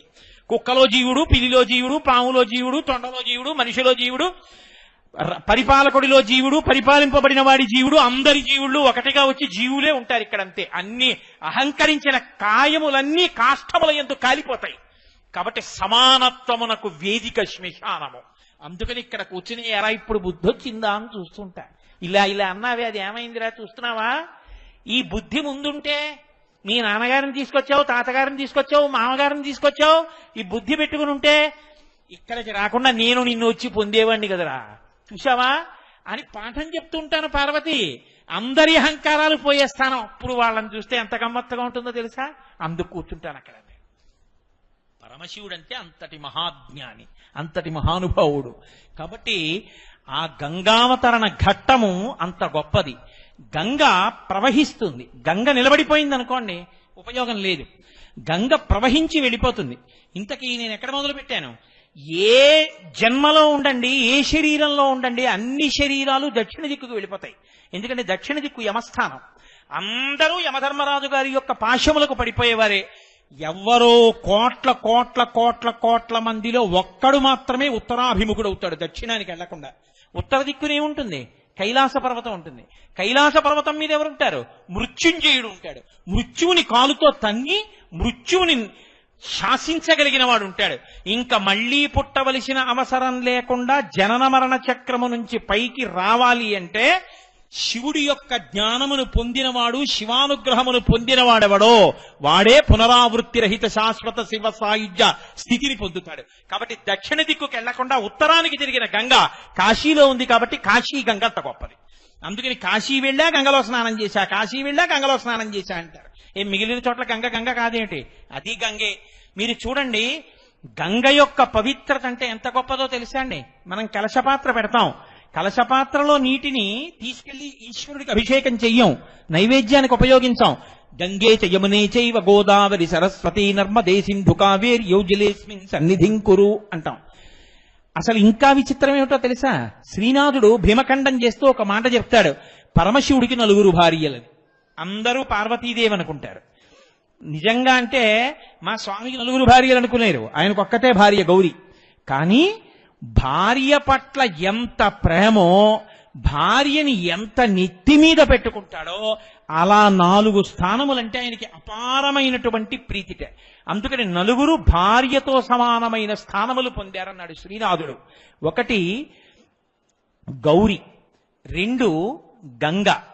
గౌరి యొక్కతే మరియు గంగ యొక్కతే, కాశీ యొక్కతే, దక్షిణ కాశీ యొక్కటే. ఆయనకి గంగ అంత ఇష్టం. అందుకని గంగని తల మీద పెట్టుకుంటాడు. అందుకని గంగ భార్యాస్థానముతో సమానత్వాన్ని పొందింది తప్ప భార్య అని కాదు. పరమశివుడు ఎప్పుడూ పాణిగ్రహణం చేయలేదు, భరించాడు. కాబట్టి అంత ప్రీతితో ధరించాడు కాబట్టి గంగ భార్యాస్థానముగా చెప్పబడుతుంది అంతే. 3వది ఆయన భార్యతో సమానమైనది కాశీ యొక్కతే. కాశీ పట్టణం అంటే ఆయనకు అంత ప్రీతి. దక్షిణ కాశీ ఒక్కటే. దక్షిణ కాశీ దక్షారామం, ద్రాక్షారామం. ద్రాక్షారామం మామిడి పళ్ళ రామం కాదు, అది దక్షారామం. దక్ష ప్రజాపతి ఉన్న ఊరు. కాబట్టి దక్షారామం అంటే పరమేశ్వరుడికి అంత ఇష్టంట. అందుకే ఏ వ్యాస భగవానుణ్ణి కాశీపట్టణంలో తిరస్కరించాడో ఆ వ్యాస భగవానుణ్ణే తొడ మీద కూర్చోపెట్టుకుని కౌగలించుకుని నెత్తి మీద పెట్టుకున్నాడు దక్షారామంలో. ఆ వ్యాసుడు ఇక్కడ శివదర్శనాన్ని పొంది ఆనంద తాండవం చేసేశాడు. ఆ సంతోషపడిపోయి తాండవం చేస్తున్న వ్యాసుని మూర్తి ఇప్పటికీ దక్షారామ దేవాలయంలో ఒక స్తంభంలో ఉంటుంది. అంత గొప్ప క్షేత్రం దక్షారామం. అటువంటి మహానుభావుడు. గంగానది యొక్క స్థితి అంటే అటువంటిది. ఆ గంగ ప్రవాహము తానే వెళ్లి పాపులనందరినీ కూడా పుణ్యాత్ములుగా మారుస్తూ ఉంటుంది. అంత పరమపావనమైనటువంటి గంగ ప్రవహించడమే ఆయన జ్ఞానగంగాధరుడు కూడా. జ్ఞానము ఒక చోట ఉండిపోయిందనుకోండి, లోకమునకు పనికిరాదు. తన జ్ఞానమునందు, తన యొక్క పాండిత్యమునందు తనకి మోహం ఉందనుకోండి, నాకు తెలుసు నేను ఎందుకు చెప్పాలి అన్నాడు అనుకోండి, అది ఇంకెవరికి పనికిరాదు. తాను నేర్చుకున్నది ఏ విధమైనటువంటి స్వార్థ ప్రయోజనాన్ని ఆశించకుండా చెప్పడమే ధర్మంగా చెప్పేయగలిగినటువంటి ప్రజ్ఞ.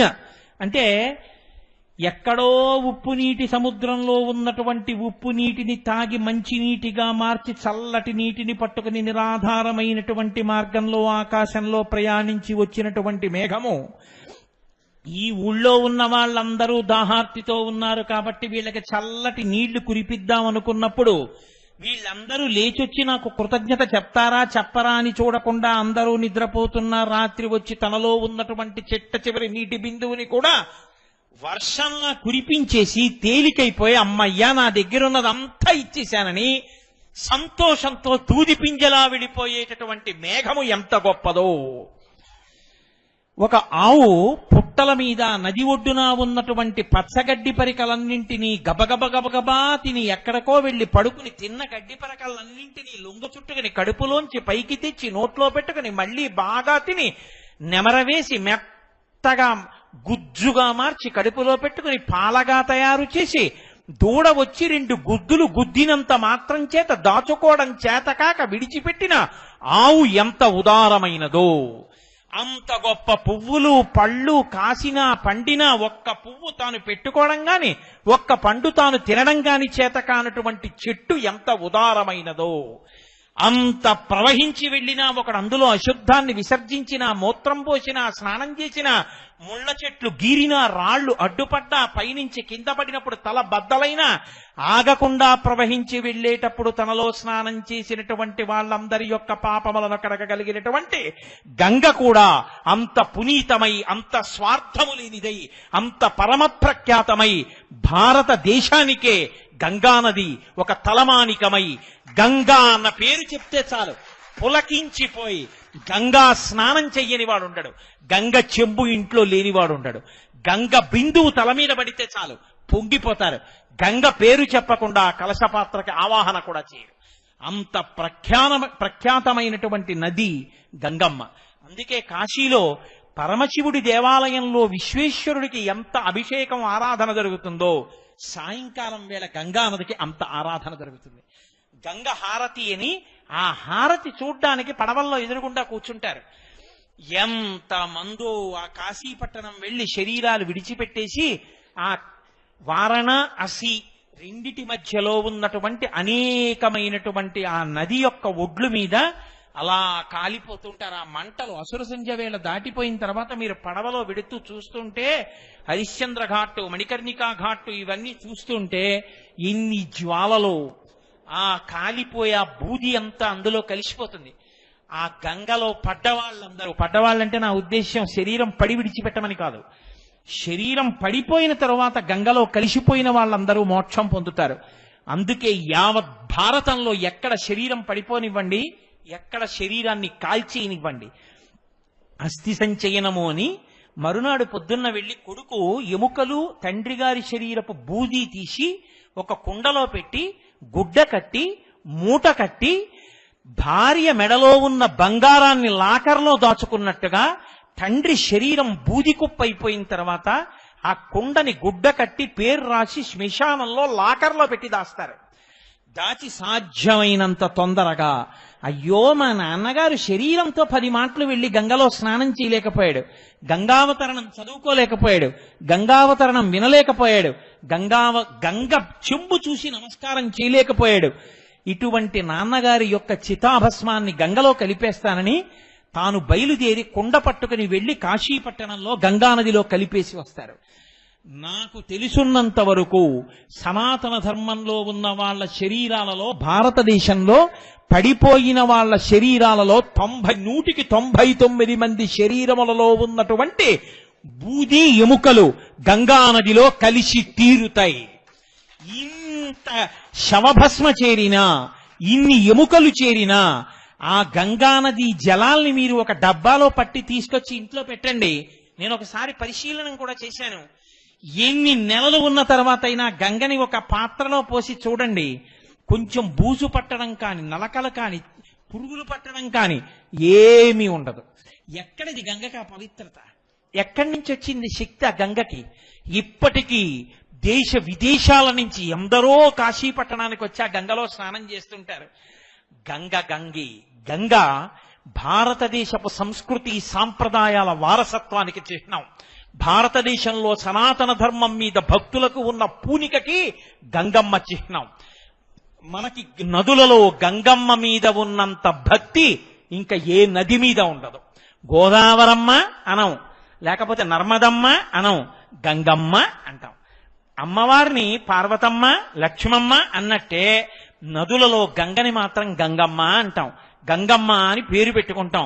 గంగానమ్మ జాతర అని జాతర చేస్తాం.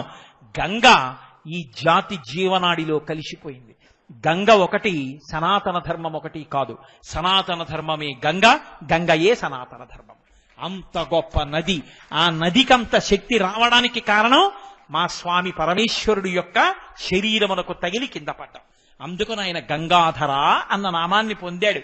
ఆయనే జ్ఞానగంగాధరుడై లోకమునకంతటికి జ్ఞానాన్ని కూడా పంచిపెడుతూ ఉంటాడు. అంటే ఆయన నుండే మొట్టమొదట ఆయన గురువుగా కూర్చుని లోకమునకు మొట్టమొదట విజ్ఞానాన్ని నేర్పడం మొదలుపెట్టాడు. అక్కడి నుంచి ఆ గురు పరంపర అలా కొనసాగుతూ వెళ్ళింది.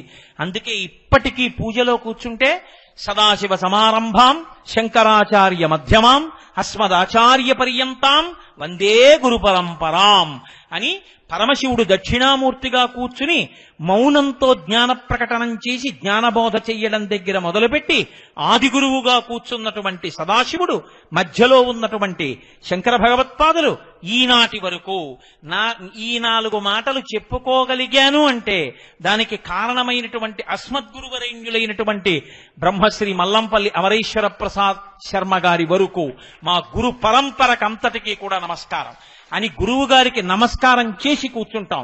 పూర్తి చేస్తే మంగళాశాసన పరై మదాచార్య పురోగమై మా గురు పరంపరకు మంగళమగుగాక. కాబట్టి ఆ గురు పరంపర జ్ఞానాన్ని ఎప్పుడూ ఇస్తూ ఉంటుంది, పాపములు పోగొడుతుంది, పవిత్రతనిస్తుంది. ఆయన బాహ్యమునందు గంగాధరుడు, ఆంతరమునందు జ్ఞాన గంగాధరుడు. ఇన్నిటిని ధరించినటువంటి మహానుభావుడు నా తండ్రి శంకరుడు. కాబట్టి ఆయనకి గంగాధర, వ్యోమకేశ, కృపానిధి, జటాధరుడు, ఇన్ని బిరుదు నామాలు, ఇన్ని నామాలు వచ్చాయి.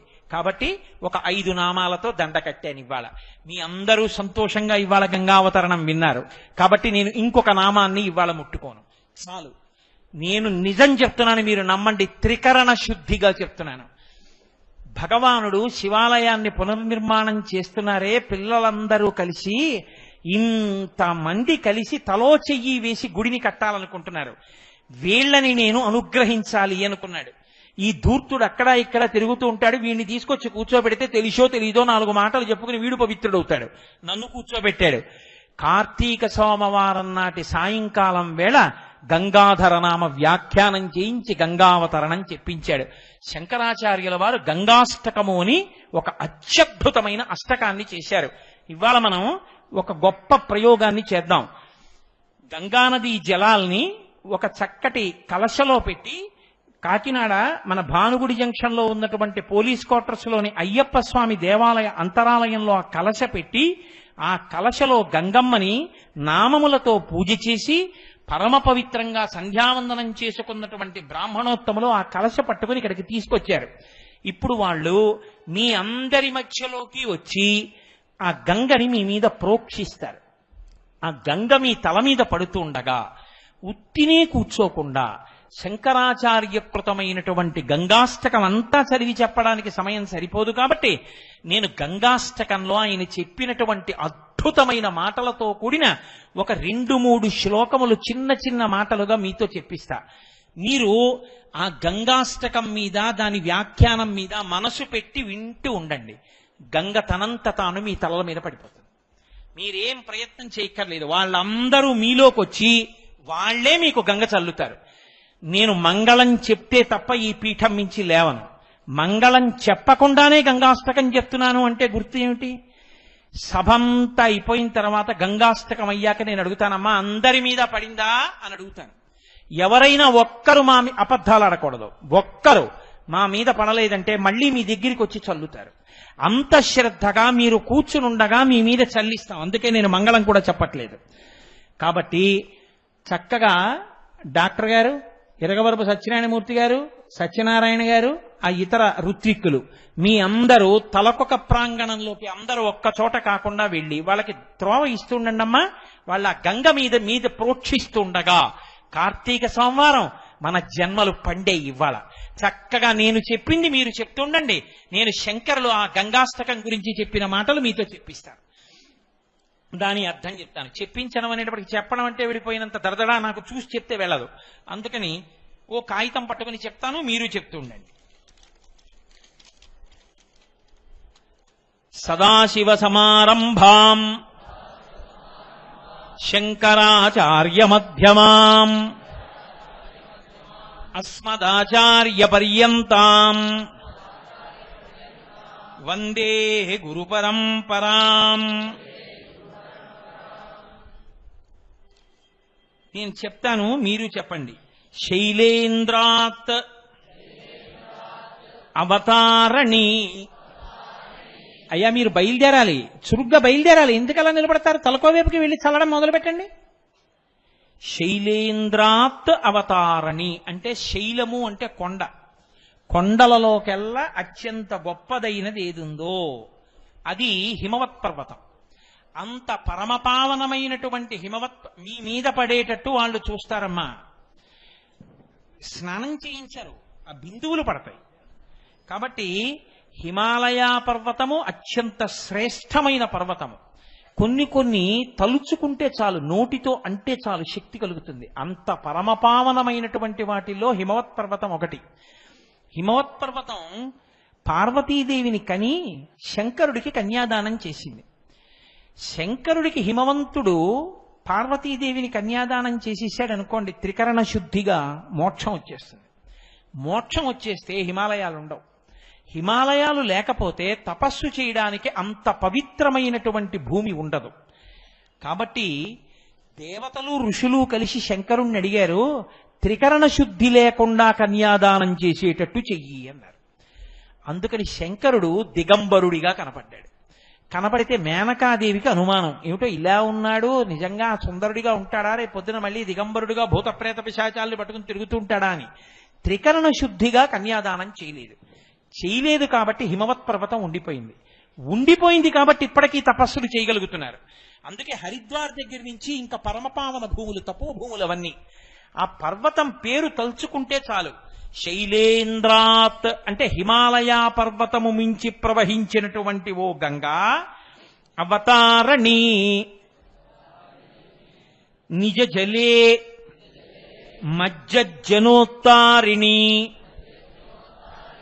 నిజ జలే అంటే అమ్మా నీ నీటి యందు మజ్జత్ ఎవరు మునుగుతున్నారో, నీ నీరు ఎవరి మీద పడిందో అటువంటి వాళ్ళని ఉత్తారిణి పాపములు లేకుండా చేసి వాళ్ళు ఊర్ధ్వలోకములు చేరేటట్టుగా చెయ్యగలిగినంత శక్తి ప్రతి బిందువులోనూ ఉన్నదానా.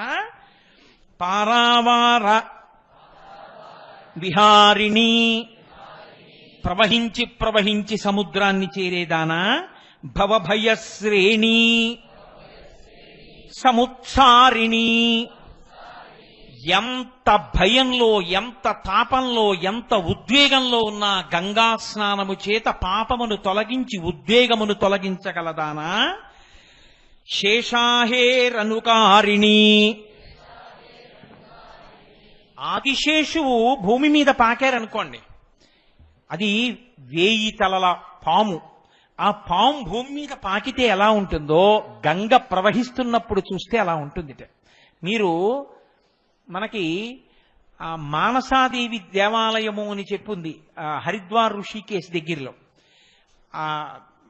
మీరు అక్కడి నుంచి చూస్తే, ఆ కొండ నుంచి చూస్తే గంగా ప్రవాహాన్ని చూడొచ్చు. చూస్తే అది నిజంగా ఆదిశేషుడు పాకుతున్నట్టే ఉంటుంది.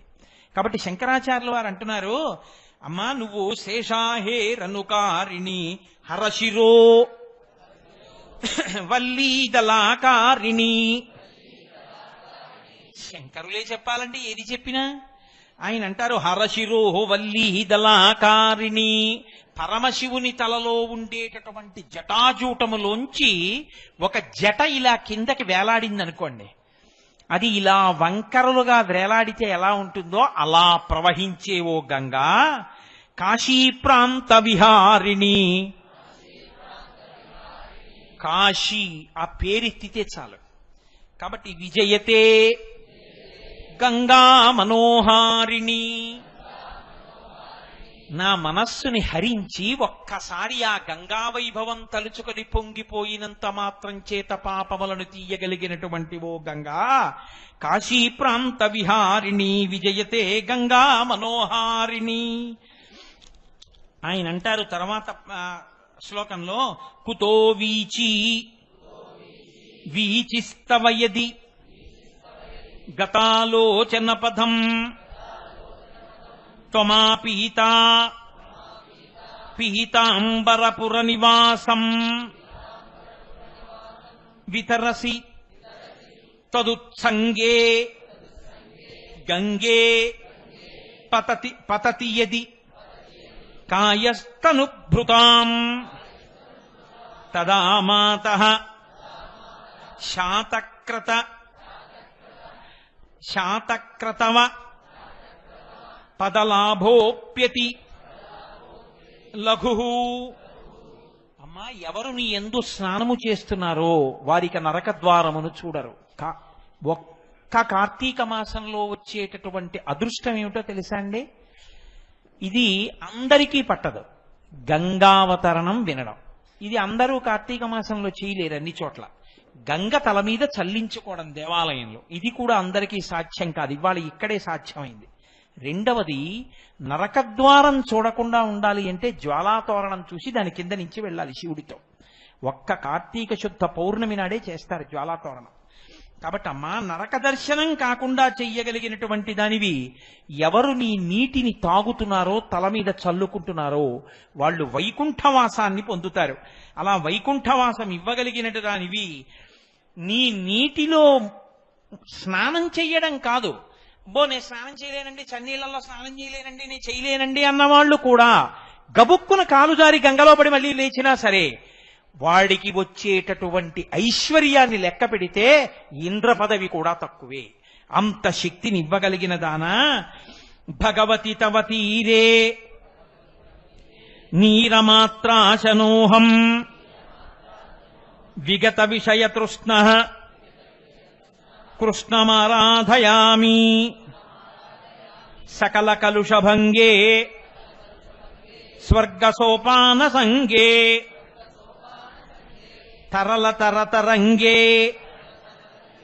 దేవి గంగే ప్రసీద.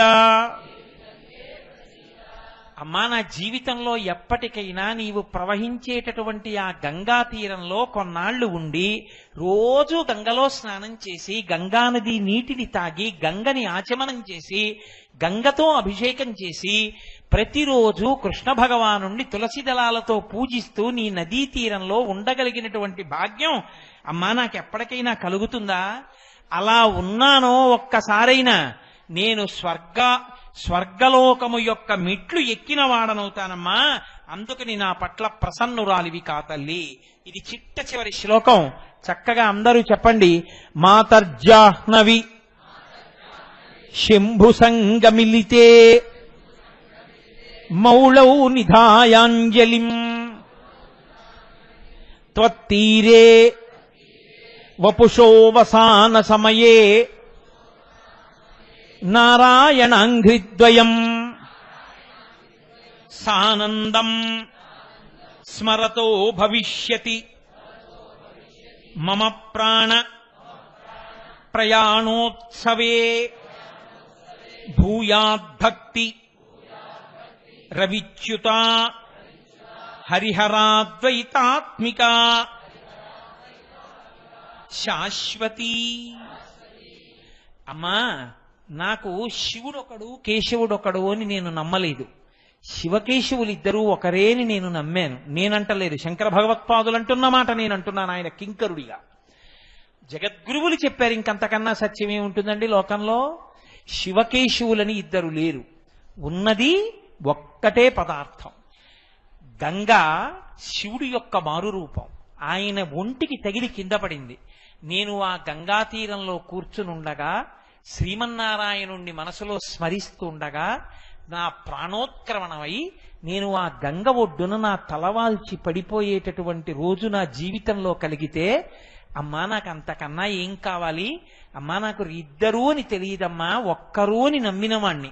కాబట్టి ఎప్పటికైనా అమ్మలకి అమ్మవి కనుక, అమ్మా నీలో స్నానం చేసి బయటికొచ్చి ధావళి కట్టుకుని నీ తరంగముల వంక చూస్తూ నారాయణుణ్ణి మనసులో స్మరిస్తుండగా నా ప్రాణోత్క్రమణమై నేను కింద పడిపోతే నువ్వు రెండు చేతులతో పట్టి నన్ను స్వర్గపు మెట్లెక్కించి నన్ను శ్రీమన్నారాయణుడిలో కలిపి మోక్షం ఇవ్వగలిగినటువంటి అమ్మగా నిన్ను నమ్మి, అమ్మా గంగా నిన్ను భజిస్తున్నాను, నన్ను మళ్ళీ ఆ ఈశ్వరుల్లో చేర్చగలిగిన శక్తివి నువ్వే. ప్రతి నీటి బిందువులో అంత శక్తి ఉన్నదానివి. కాబట్టి గంగా తల్లి నీకు ఒక నమస్కారం అంటూ శంకర భగవత్పాదులు పూర్తి చేసిన గంగాష్టకంతో ఇవాళ మీ అందరి శిరస్సుల మీద గంగ ప్రోక్షణ జరిగి చక్కగా మీరు గంగావతరణం విన్నారు. ఇంకింతకన్నా కావలసిందేముంది? కార్తీక మాసం ఈ సంవత్సరం పండింది, పరమేశ్వరుడు అనుగ్రహించాడు.